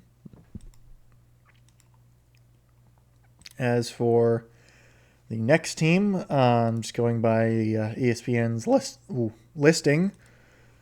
And yeah, if you're wondering why all the voice cracks, I've been dealing with a little bit of a scratchy throat and stuffy nose. Might be allergies, might be something else, don't know. So hopefully at some point my voice gets better. As for the next team, Indianapolis Colts. And yikes. I don't like watching quarterbacks fail. I'll just say that. Anthony Richardson has not wowed me in the slightest. He has made a few good throws, essentially a few good deep bomb throws. Other than that, he has not looked good in the slightest. He's a dual threat running quarterback that is not a good thrower, and I don't think he's quite good enough in the run game, and has also dealt with way too many injuries to really make himself a consistent threat in the run game, like Lamar Jackson, Jaden Daniels, Jalen Hurts. I think the best player on the offense is Jonathan Taylor, and he's very good. Their wide receiver core is okay. I feel like Michael Pittman Jr. was like really good for a few years, but is now just kind of slotted into the above average tier of wide receiver. They did draft Tyler Warren, and apparently Tyler Warren, I think from what I've heard, has looked very good in the preseason. And they definitely needed a tight end. So I like that pick a lot. But yeah, it's just oh boy, the quarterback situation. It's when you have your quarterback competition, and they've definitely said it's a competition between your highly drafted project quarterback who has not really been developed and what is this year 6 Daniel Jones. That's not good, to be completely honest. That's not good at all. Um, their defense, I don't really know what I can say about their defense. They have some good players. DeForest Buckner's still pretty good. Kwity Paye was a high pick, who's been okay, I think. Leatu Latu was he this year or he was last year? He had 4 sacks in 16 games. And again, I know you can't just judge edge rushers on sacks, but I definitely think they'll want him to step up. Um, Travarius Ward, Cam Bynum, Kenny Moore. Again, I don't really know if their defense is going to be all that special this year. I think Indianapolis, if I'm being honest, has a chance of being picking first overall in the draft in 2026. I don't like their current roster. It's what Shane Steichen, I think, is their quarterback or not quarterback, offense head coach. He's got there eventually. I'm not confident in Colts in the slightest. Maybe Anthony Richardson shows his potential and plays well, but I feel like it's almost getting to wishful thinking at this point. Um, and I think he's dealing with more injuries at this point. He had like some kind of injury, I think, or he had a pinky injury, like dislocated his pinky after getting sacked. So that's not in the end not too much of a concern. But yeah, yeah. Short answer is I'm just struggling to find positive things to say about the Colts, and that's not a good sign. Um, in short, I'm not very confident about the Colts. I think there's a better chance of them picking number one overall than making noise and making the playoffs. Yeah. Go to the Jags next. Jacksonville Jaguars. They got rid of Doug Peterson, which I think was good. They're so hypothetical, dude. It's just, is Trevor Lawrence actually that guy, or is he hypothetical man? Which I feel like everyone talks about Justin Herbert being if man. I think Trevor Lawrence is actually the if man. I got burned on Travis Etienne fantasy wise last year. I don't think he's spectacular as a running back. Brian Thomas Jr. though was excellent. Now they're bringing Travis Hunter, and he could really be dangerous if he plays up to that dual threat potential. Um, they also brought in De'Ami Brown, and he's a solid like wide receiver 3. So it's on paper, Jacksonville has a really, really good offense. And they brought in Liam Cohen, and they got rid of Trent Baalke. And that's huge because Baalke was not who you want to lead your front offense. He did pick up Brian Thomas Jr., which is, it was good. That was a good pick. But yeah, no, Baalke was not a good GM in the slightest. Was Travis Hunter worth trading up for? Probably. Probably. We'll see. But I would think probably. It's can their defense play well? Uh, Josh Hines Allen, very good. Foyce Ludicon, also pretty good. Devin Lloyd kind of needs to step up. Eric Armstead really needs to step up because he had a bad year last year from what I remember. Um, Let me see. Where is Eric Armstead? There he is. Because I could be wrong, but I'm pretty sure. Yeah, he didn't have. an amazing year. Definitely not what they were looking for. He did play every single game though. But yeah, it's yeah. Again, it's struggling to find like things that I can really hype up Jacksonville for. It's I think everyone's going to ask the same question about Jags. Is Trevor Lawrence going to really step it up? And I think that's as far as I can really take it for the Jacksonville Jaguars. It's can T Law really step it up and be that guy that everyone was hyping him up to be? And I don't know, honestly. It's how many excuses can you give him? Because obviously Urban Meyer was bad, awful as a head coach, and the initial parts of Doug Peterson were good, but then it fell off quickly. Can Liam Cohen, who I think was a good hire, unlock Trevor Lawrence's high end NFL potential? And I think there's a good chance, but I don't know for sure. Um, they lost Brandon Sheriff to free agency, and that's unfortunate. I don't really know how well their offensive line is going to play. Um, yeah, I do like their wide receiver room. I'm not a huge fan of ETN at running back, but I think their offense again has really high upside.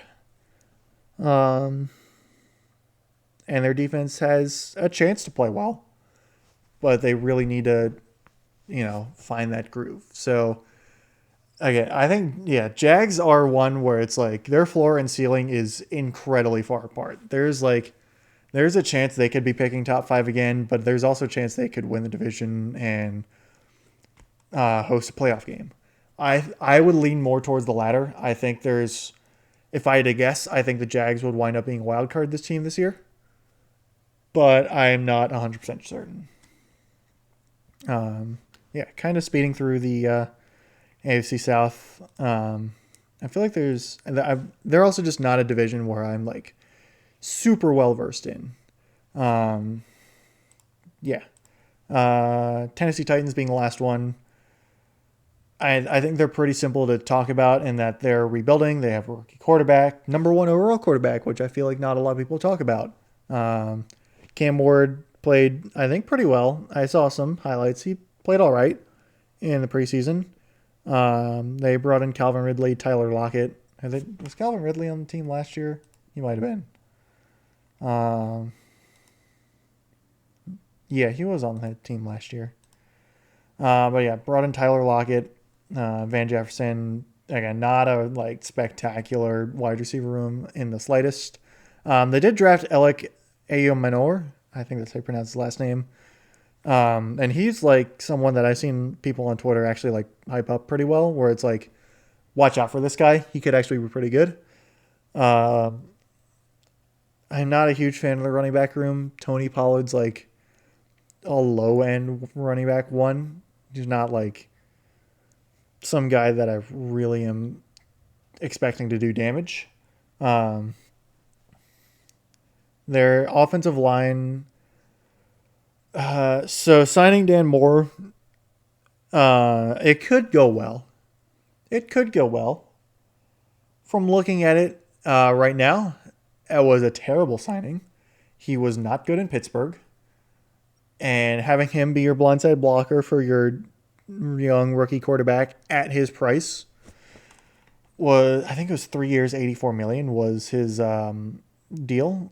And that was not good, to be honest. Yeah. 4 years, 82. That's what it was. Okay. So it's not quite as bad as 3 years, 84, but 4 years, 82. Still not good, in my opinion. I mean, who knows? Dan Moore could actually be playing well in the upcoming seasons.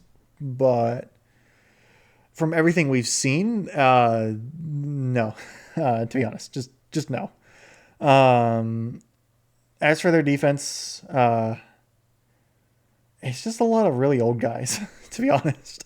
Like as their like mainstay players. Jeffrey Simmons is still he's the guy on the defense. He's played well in his career. Yeah, he's been pretty consistent. As for everyone else, they signed L'Jarius Sneed, and everyone was like, "Oh wow, that was like a good signing." That Titans are making moves. This was last year, and Sneed, yeah, did not play well in the slightest. He played 5 games, and in those 5 games, he did not play well. So yeah, yeah, they lost. They cut Traylon Burks, and oh boy, that trade was awful. Or that trade and draft was awful. A few years ago for trading away AJ Brown because I guess they didn't want to sign him to a big contract, drafting Traylon Burks, who caught 1 touchdown in his 3 years. Yeah, this is a Titans team that is rebuilding. I think it's pretty obvious. It's really just one where you hope Cam Ward plays well, looks good, doesn't get injured, doesn't look awful, and you're not really expecting anything if you're a Titans fan. I feel like it's definitely they're probably picking top 5, top 10. Could maybe float around 500 if all goes well, but I doubt they make the playoffs this year. I'd be shocked if they make the playoffs this year. As for my sort of unofficial rankings, I think Houston's probably the safe bet to make the playoffs. I think it's them as the top team. Jacksonville is kind of the second team by default. They're one where I think they're the only team between the other three that can actually legitimately give Houston a run for their money for the division. I think Jacksonville has a good chance at making the wild card, and there's still a decent chance if Trevor Lawrence plays well and kind of lives up to that potential where they can actually usurp the division title from Houston. But right now, I still think Houston's that number one has that number one spot for the division. I guess I'd put I'm not sure if I put Indianapolis above Tennessee. I think they're just in a really awful spot with how underwhelming Anthony Richardson has looked so far in his career. I guess I still would put Indy over Tennessee just because Tennessee they have a rookie quarterback. They don't really have much else. They're rebuilding. It's pretty obvious. But I doubt we see any major noise from either Jacksonville or Tennessee. You could really put either or not Jacksonville, Indianapolis, Tennessee. Jacksonville is fine. They can make some noise. Indianapolis, Tennessee, I think they're going to be pretty bad this year. Yeah. That's my overview of the AFC South.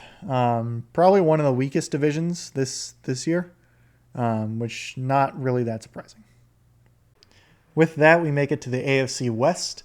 In my opinion, one of, if not the most interesting to watch divisions in football coming up this season.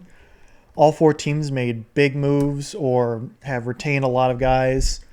All 4 teams can really make some noise, I think, as well, which is something we haven't really been able to confidently say about the West in a good while. I mean, I don't think all 4 teams are making the playoffs this year, but I think there is a lot more interest even in the lower end than there was in years past. We'll start at the low end with the Las Vegas Raiders. Raiders, their biggest free agency signing by far was Geno Smith coming in at quarterback, although I should amend that by saying it was a trade, not a signing specifically. Geno coming over from a few good years in Seattle to take over the starting quarterback position, which is just completely vacant. They had, I think Gardner Minshew and Aiden O'Connell last year, which is not what you want in the starting position for your quarterback whatsoever. So Geno Smith, not exactly a young guy per se. He is not young at all in terms of quarterback years, or just years in the league whatsoever. He's 34, but coming off a couple seasons where he started, I should say, 3 seasons starting in Seattle where he played very, very well. 2 of them eclipsed over 4,000 yards. To his 2022 season, especially where I believe he made the Pro Bowl, 4,200 yards, 30 touchdowns, 11 interceptions.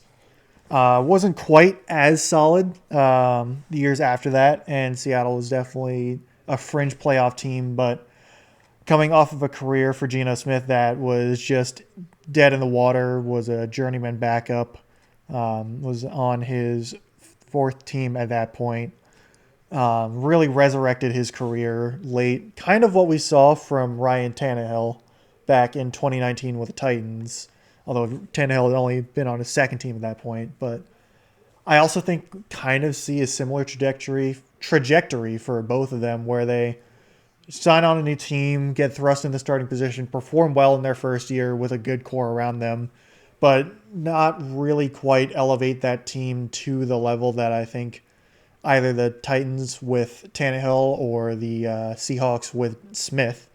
Crazy that it's 2 alliterations there with both. But I don't think either team really or got quite the expectations out of them when they signed those extensions. And now neither are currently starting Tannehill or Smith. Geno Smith also currently pretty big cap hit, $40 million for the Raiders, their most. Just a little bit of Max Crosby. We'll get to the defense in a sec, but my thoughts on Geno Smith for the Raiders, it's a good sign or a good trade for them, I think, because they really needed someone in the starting quarterback position. Reunites with Pete Carroll again. Pete Carroll was brought in to coach the Raiders after they fired Antonio Pierce. Pretty rough go for his coaching tenure.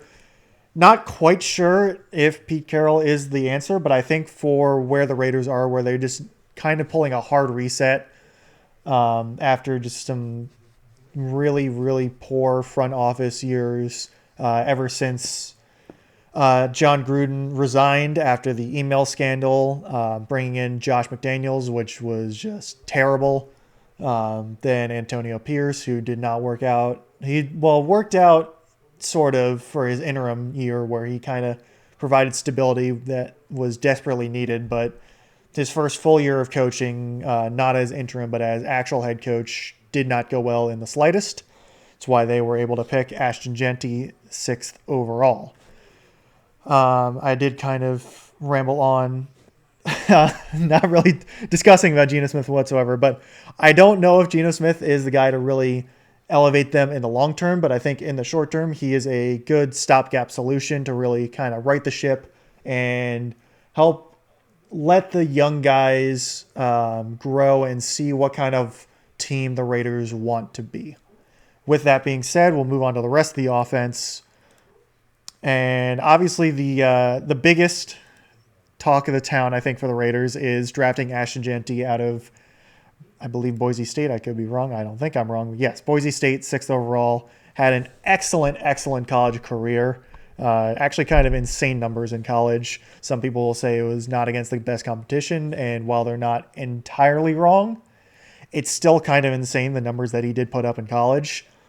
His first preseason game, I think he only had 3 carries for -1 yards, but it's also preseason week 1, so it's not really that important. I think Ashton Jeanty is going to be a good running back coming up here in the 2025 season. They also have, coming off one of the greatest tight end seasons of all time, Brock Bowers, and coming into year 2, and easily the lone bright spot for at least offensive wise. I mean, they still have Max Crosby on the defense, but offensive wise last year, it was the Brock Bowers show, and he definitely put on a good show. Him, Jeanty, are a good kind of combination for this Raiders team that I feel like has kind of lost its identity, lost that sort of Raider way ever since they left Oakland. And, you get some powerful guys. Genty can just run it like 30 times a game easily and probably eclipse 100 yards easily at that. And Brock Bowers just catching everything around him. You get those guys and you get a okay compliment. Jacoby Myers in the wide receiver room. Jacoby Myers, Trey Tucker, Dante Thornton Jr.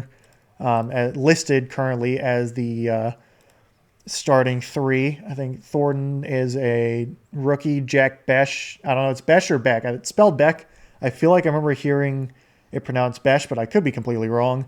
Also a rookie. He was a round 2 pick, so I expect to see him take over that number 3 spot at the moment, but wide receiver core definitely not the main threat in this offense at the moment. I like Jacoby Myers. I liked him in New England. I like him in Vegas as well, but he's more of a low-end wide receiver one. They don't have that Amari Cooper, Devontae Adams that they had in the past for really the past, I don't know, I'd say almost decade at this point. I think there was a bit of time in between Amari Cooper and Devontae Adams a couple of years, but still, Raiders have had a pretty good wide receiver one for a while now. And not to say Jacoby Myers isn't, but he's just not quite on the level that, prime Amari Cooper and even kind of later Devontae Adams was. With that being said, I think their offense is still decent. I don't think it's top 10 by any means, but I think, especially if Ashton Genty can be that running back that people are expecting to be early on, they could actually make some noise. Their offensive line, I don't know too much about. I believe Colton Miller recently got an extension. I could be wrong about that, but I feel like he did. Yeah, he did. Or at least he has a large cap hit. 3 years, $66 million extension, and it was this year, signed through 2028. So that is evidence of trust in him. I believe he was a former first-round pick. And was it? Yeah, 2018. I thought it was later, actually. But, yeah, so he's an anchor as the blindside blocker. Jackson Powers Johnson in the interior. Dylan Parham also in the interior. Again, I'm not quite sure how it's going to wind up, but it's definitely not. I'll say it's looking better, definitely better than it was last year. I'll say that. As for the defense, it's really Max Crosby and then everyone else, which it kind of has been for a while. Max Crosby is very, very good. Other than that, especially on the defensive line, really bummed out, I'm sure Raiders fans are, and also the front office with the whole Christian Wilkins saga. Wilkins was a monster in Miami, signed to a huge deal, got injured early on, we don't really quite know the specifics about it and what's true, what's not true, but his foot injury, I think it was a Jones fracture in his foot, which is apparently everything I've heard is not good in the slightest, not comfortable. But even still, apparently his rehab, according to the Raiders at least, his rehab did not go well. He was not doing what they wanted him to, and they have since released him. I think getting out of the contract because of that injury issue and stuff that, front offices, general managers, agents, all that negotiate, and the Raiders, I believe, were able to get out of at least some of that money. I don't know quite how much. His current cap hit is just under $10 million, which I think is a lot less than what it would have been had they released him normally, because I believe his deal was significantly larger than that. I could be wrong, but I think that's what it was. Moving on to the rest of the defense that is currently rostered, it's not amazing outside of Max Crosby. I think Raiders fans are really hoping Tyree Wilson, their former 7th overall pick in 2023, can do anything, since he's had a really, really quiet start to his career, which is not something you really want out of a 7th overall pick on the defense, especially going opposite Max Crosby, who will be drawing a lot of attention. Just 8 sacks total over 2 years. has played in basically every single game. And I know sacks aren't the only metric for a defensive player, but for drafting a defensive end in the first round, that high of a pick, you expect more than 3.5 sacks his rookie year, 4.5 sacks the next year. So I don't know because I don't follow the Raiders in depth. I don't know how well Tyree Wilson is playing at a consistent level, but it's definitely from a distance not looking great. Their linebacker core also just listed on their ESPN's depth chart. All three, Jermaine Pratt, Elandon Roberts, Devin White, were all one-year deals signed this offseason. Probably, honestly, looking at it, would have been a pretty good linebacker core like 4 years ago. I think Jermaine Pratt, I was looking at him before I started this, was had his best year tackling wise this past year, but I mean Devin White had a good 2020 back when Bucks won the Super Bowl, but really fell off after that. I think he dealt with an injury. I could be wrong. I might be thinking of Devin Bush.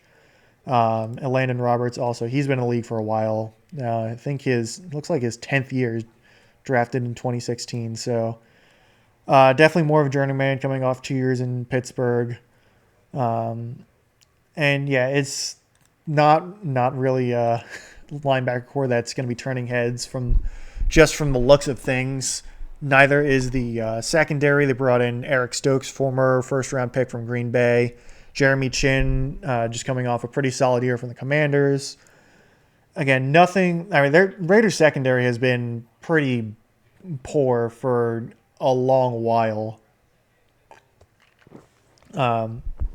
And Raiders just have not had good luck drafting there. A lot of their free agency signings are usually journeymen. So it doesn't really look like an amazing secondary on paper.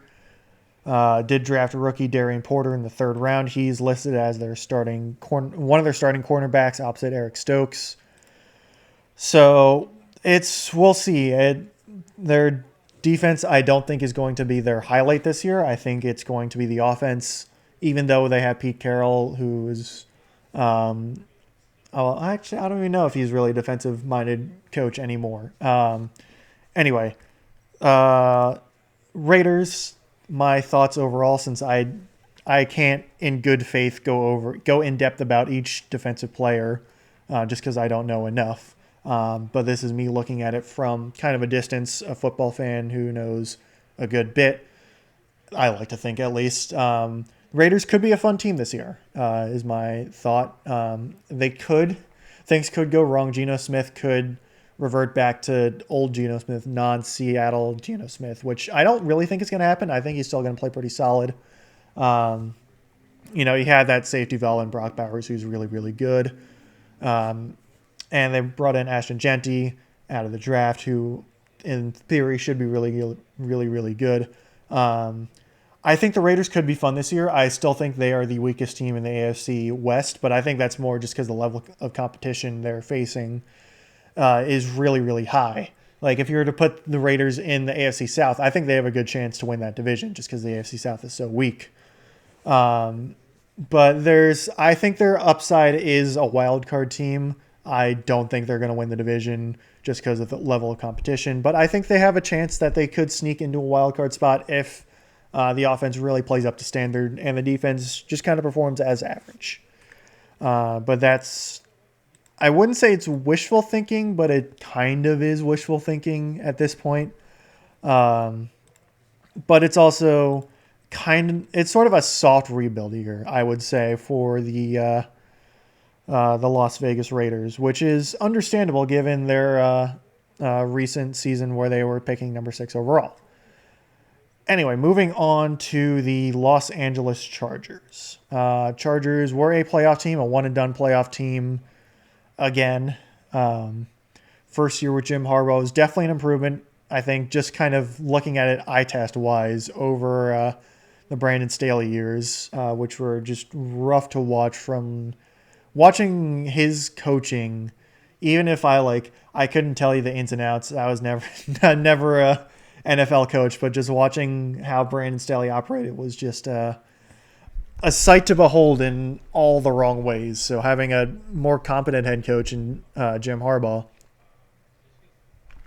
was good to see. They have Chargers obviously have Justin Herbert, who was definitely getting a lot of flack for his playoff performance, and rightfully so. Was laid a massive egg in the biggest moment of the year. But I still think Justin Herbert is a very good quarterback. I think he gets unfairly criticized because of his lack of playoff success, which again is warranted, but he's still a very, very good quarterback. And I think with him at the helm, the Chargers are always a threat to make the playoffs.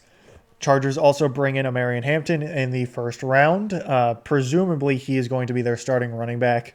They also signed Najee Harris, who is a very interesting running back to just like look at from a distance, because he is played in. So, I guess before I delve into his statistics, excuse me, he's dealing with some kind of injury. Don't really know what. Don't know if he's going to actually play in the start of the season. So not really sure what's going on there. It's been very odd, to say the least. But just a bit of a sidetrack into Najee Harris. He has rushed over 1,000 yards, not by much, but rushed over 1,000 yards in each of his first 4 years, played all 17 games at that, scored 28 touchdowns. And at the same time, I can't really say he's a great running back. Like he doesn't.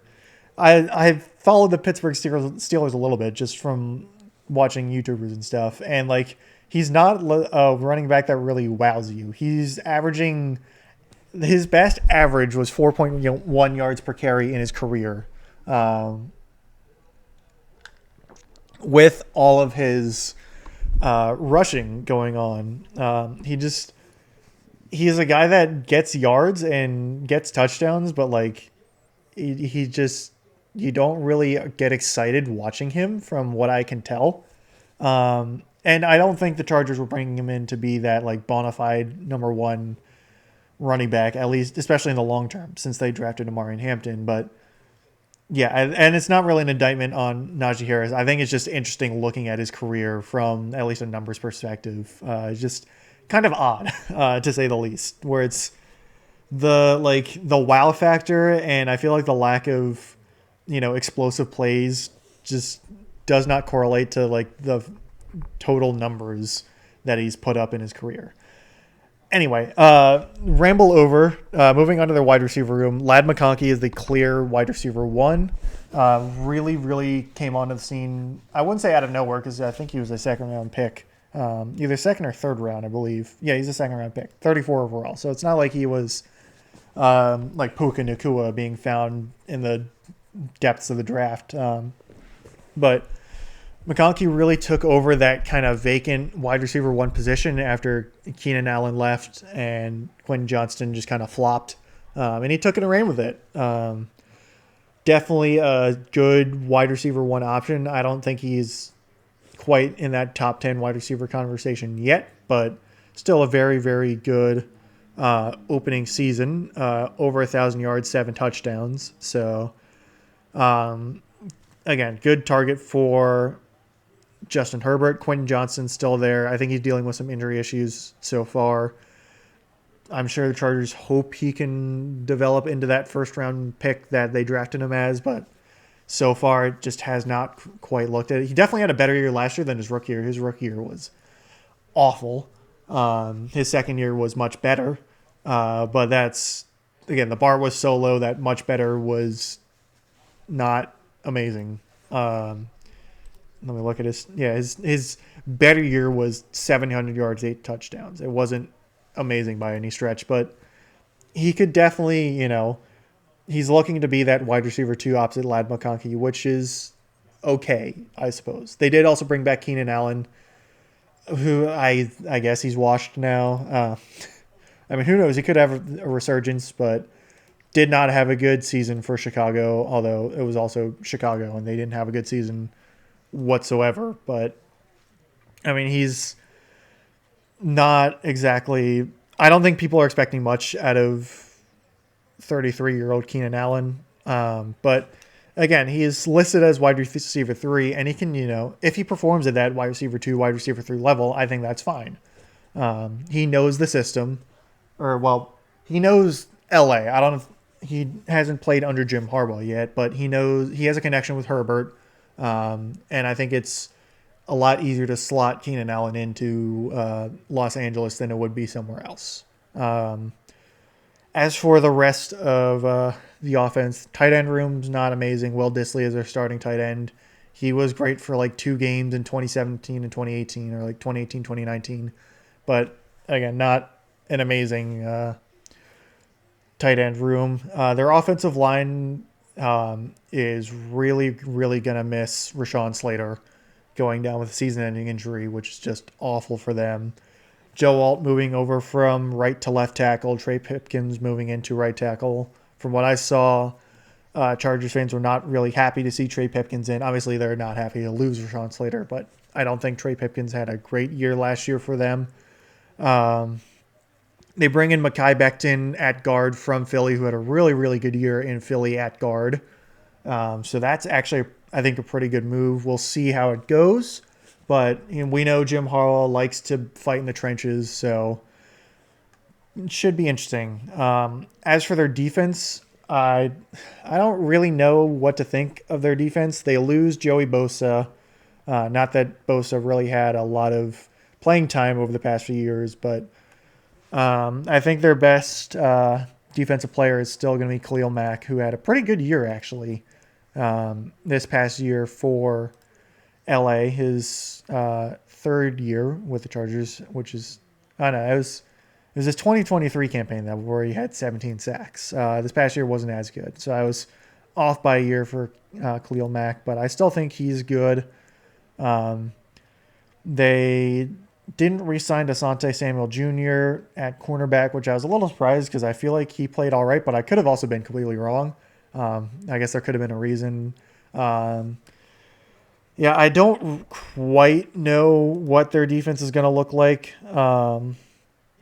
for this upcoming season. Their first defensive pick was in round 3 at defensive tackle, Jamari Caldwell. Their round 2 pick was Trey Harris for a wide receiver, so he could actually be someone to look out for that kind of wide receiver 3 position. I'm just not quite sure if their defense is going to be up to task against this threat of a division. But I still think their Chargers are in a pretty decent spot. Year 2 with Jim Harbaugh, we'll see how it goes. He brings in a running back in the first round, so should be interesting to see. Again, with Rashawn Slater going down and with my questions for them just overall on the defensive side, where I don't really know if they have a definitive playmaker outside of Khalil Mack, I hesitate to think that they're in the front run for a division win. I think they're still a pretty good pick for a wild card, probably more in the 6 or 7 seed. But I still think they're definitely a threat for a wild card division, definitely a playoff team. Now then, let me switch my tabs over to the Denver Broncos next, who had quite the season this past year. Definitely a season most people were not expecting out of the Denver Broncos, who I think most people were expecting to be in a rebuilding year. They drafted Bo Nix in the first round, 12th overall, but he was the, I believe, 5th quarterback taken at that point. So it wasn't like they were expecting Bo Nix to just come in and light the world on fire like Jaden Daniels did. But Bo Nix did take them to the playoffs in the end, and that was something not a lot of people were expecting. Broncos had a really, really solid year, and I think they're definitely looking to build on that. They had the Defensive Player of the Year in Pat Surtain the second, PS2. PS2 has all the games. Yeah, that's the joke. I think it's the PS3 and PS5 that have no games. Anyway, we'll get to the defense in a second. Some wide receiver room. They signed Cortland Sutton to an extension. I think he's been really underrated for his entire career. So good to see him get that bag. Bring in J.K. Dobbins, who had a pretty solid year, which was kind of unexpected in L.A. The Chargers, I specify. Not quite sure if he's up to task for being this not wide receiver one, running back number one. They did also draft R.J. Harvey in the second round, so could be an interesting 1-2 dynamic at running back for the Denver Broncos. Wide receiver room, Cortland Sutton, Marvin Mims, Devon Vele, I think that's how you pronounce for his full name. Troy Franklin was another guy I know a lot of Broncos fans were high on since he was a target for Bo Nix at Oregon, and they didn't have quite the dynamic during the regular season. He was the guy, I believe, who caught the long bomb touchdown pass in the postseason, the playoff game where the Broncos got shellacked by the Bills. I think the Broncos offense overall, they have a really, really good offensive line. I think should be interesting to see what Sean Payton kind of comes up with to expand coming into the season, since teams are definitely going to pay a lot more attention to their offense with how it played. And Bo Nix as well. There's the dreaded sophomore slump for rookie quarterbacks who play well. Will be interesting to see how Bo Nix plays coming into this season. I think he'll play pretty well. I think having Sean Payton, guide him on the offensive side is good. Their running back room is definitely improved from what it was last year, which was desperately needed because their running game was terrible. I like Cortland Sutton. I don't know if he's like that dangerous wide receiver one threat. So we'll see how the offense goes for Denver. I still think it's going to be solid. I don't know if it's going to be amazing. Their defense, though, that is, I think, where this team really shines. Their pass rush is definitely their weak point. They don't quite have an amazing pass rush. I think Zach Allen is like their number one guy at the moment for the defensive end out of Boston College. He had a pretty good, he had 8.5 sacks this past year, so it's definitely his best year sack-wise. John Franklin Myers is opposite him. He's kind of been a journeyman. I think he was in Jacksonville for a little bit. No, he was not. He was on the New York Jets. I was completely wrong. But he did have 7 sacks this past year for the Broncos, which is pretty good. So it's definitely there. They have the talent there. But I think what everyone's looking at is the secondary, since they have Pat Surtain. And they also drafted, what's his name? Jahdae Barron in the first round. And pairing him opposite Pat Surtain should be very, very interesting to see. Why do I not see him on the depth chart? Okay, he's just listed as a third-string cornerback at the moment, but this is also preseason depth chart, so we'll see how it goes. Barron got a lot of raves from what I could tell coming out of college, so bring him in for the secondary. They also brought in Talanoa Hufanga and Dre Greenlaw in from San Francisco. Nick Benito on the linebacker core as well. So it's a very, very good defense in terms of just player-wise. And they played really well this past year. Definitely was I don't think people were expecting the Broncos defense to be this good.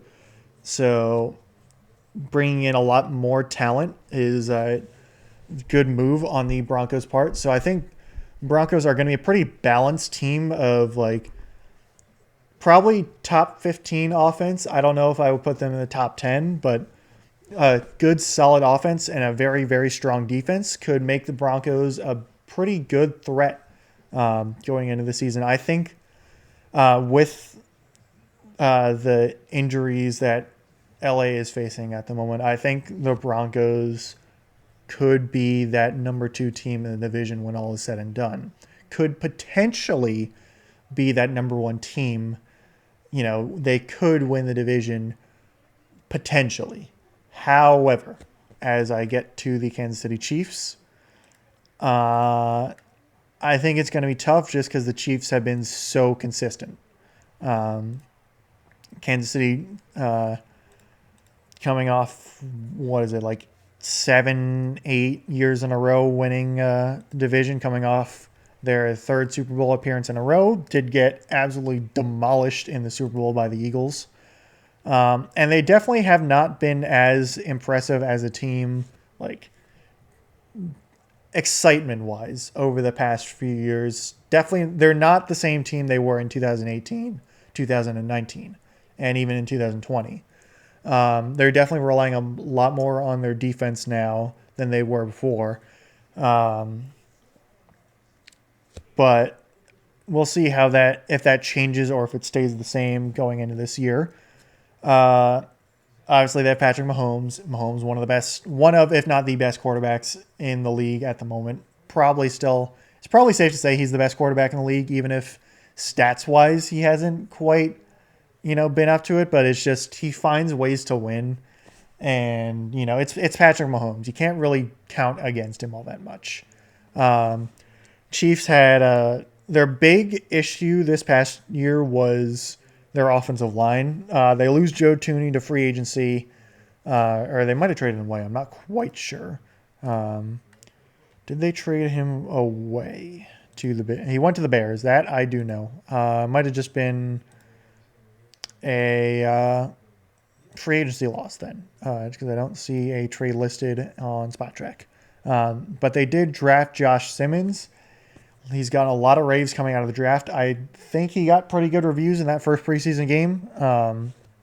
So not that he's a guard, he's a tackle, but put him in on the blind side for Patrick Mahomes is much better. Trey Smith was, I think, an extension or signing, one of the two, for the offensive guard. But I think I'm remembering that he had a big deal, like money-wise. And yes, he got a big extension, another 3-year extension.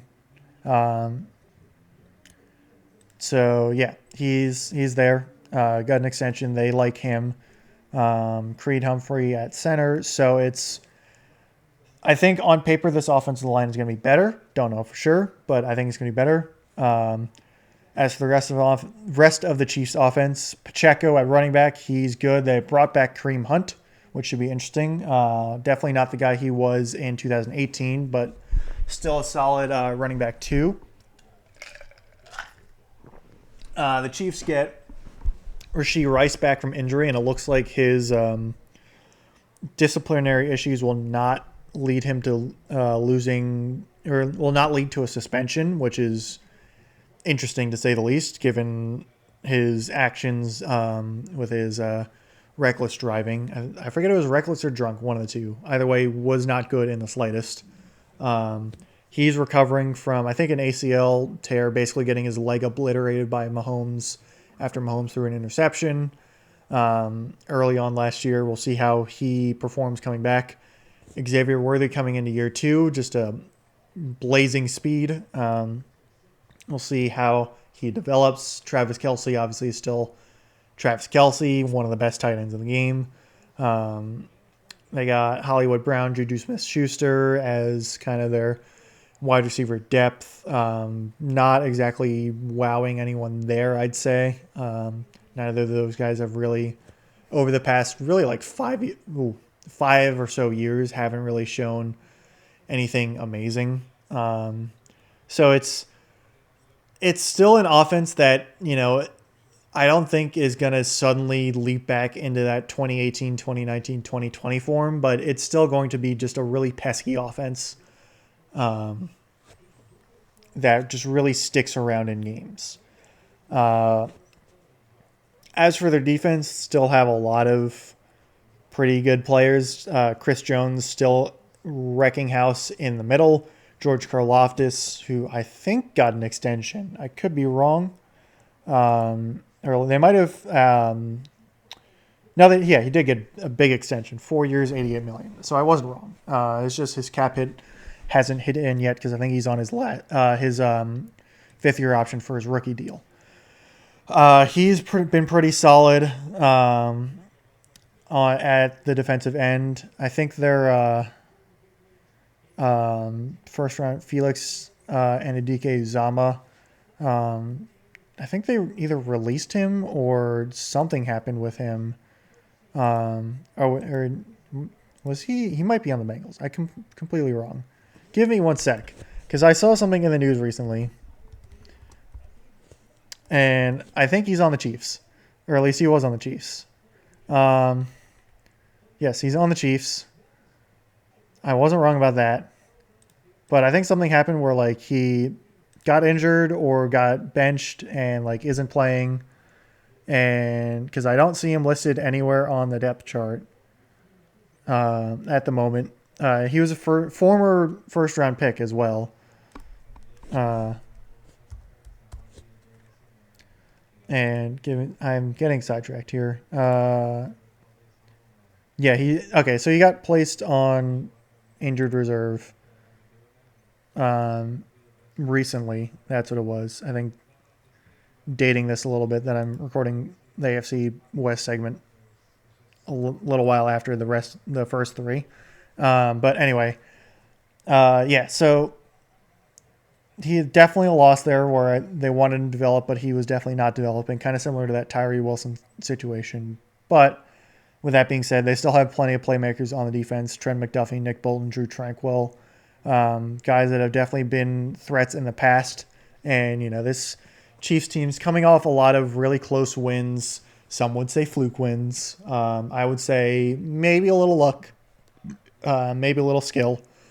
I don't know if they can really repeat that constant success, but at the same time, this is the Chiefs. They just kind of find ways to win with their guys.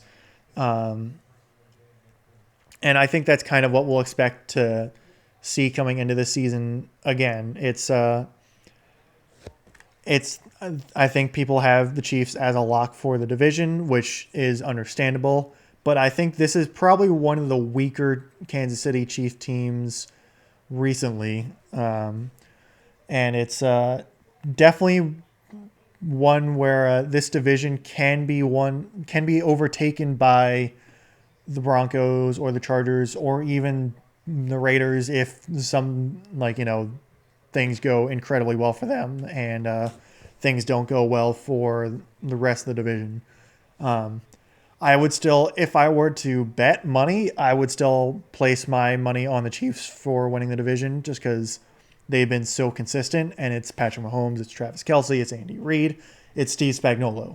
It's just a team that has been so consistently good over the past, 7 years at this point, maybe 8, where it's just hard to root against him. It's like it was kind of like the Patriots towards the end of their dynasty with Tom Brady, where it's even where they don't look good on the field, they just find ways to win games, and you just can't really bet against them.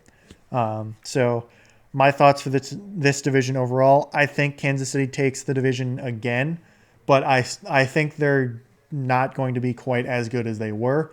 I mean, they could also, go on a revenge tour where they, perform really, really well, but I think just the talent drain overall and the lack of, a really explosive offense makes Kansas City a lot more vulnerable this year.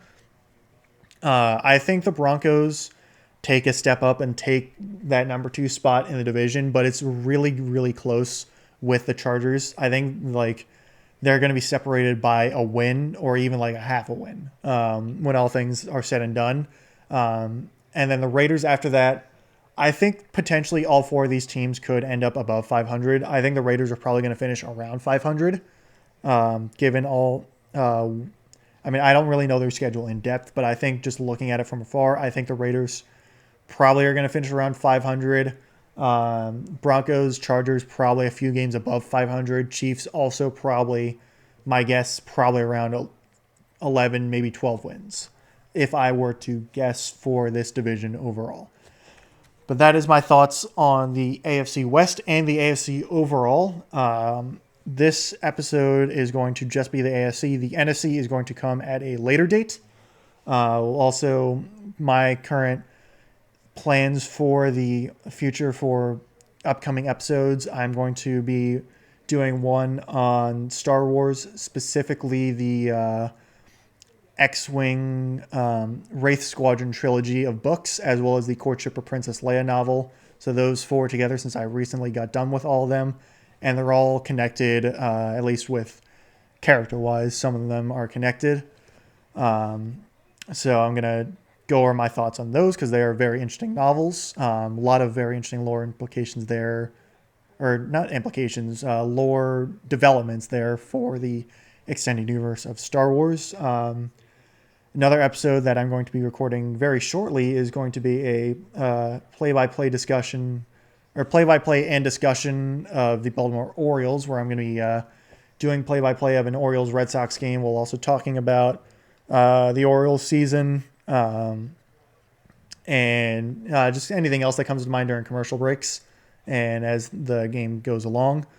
Probably also do one on, thoughts on what I want to do on upcoming. I want to do an episode on Metroid. I want to do one on Fire Emblem, specifically Fire Emblem Three Houses, and another one on the Xenoblade Chronicle series because that's my favorite game series of all time.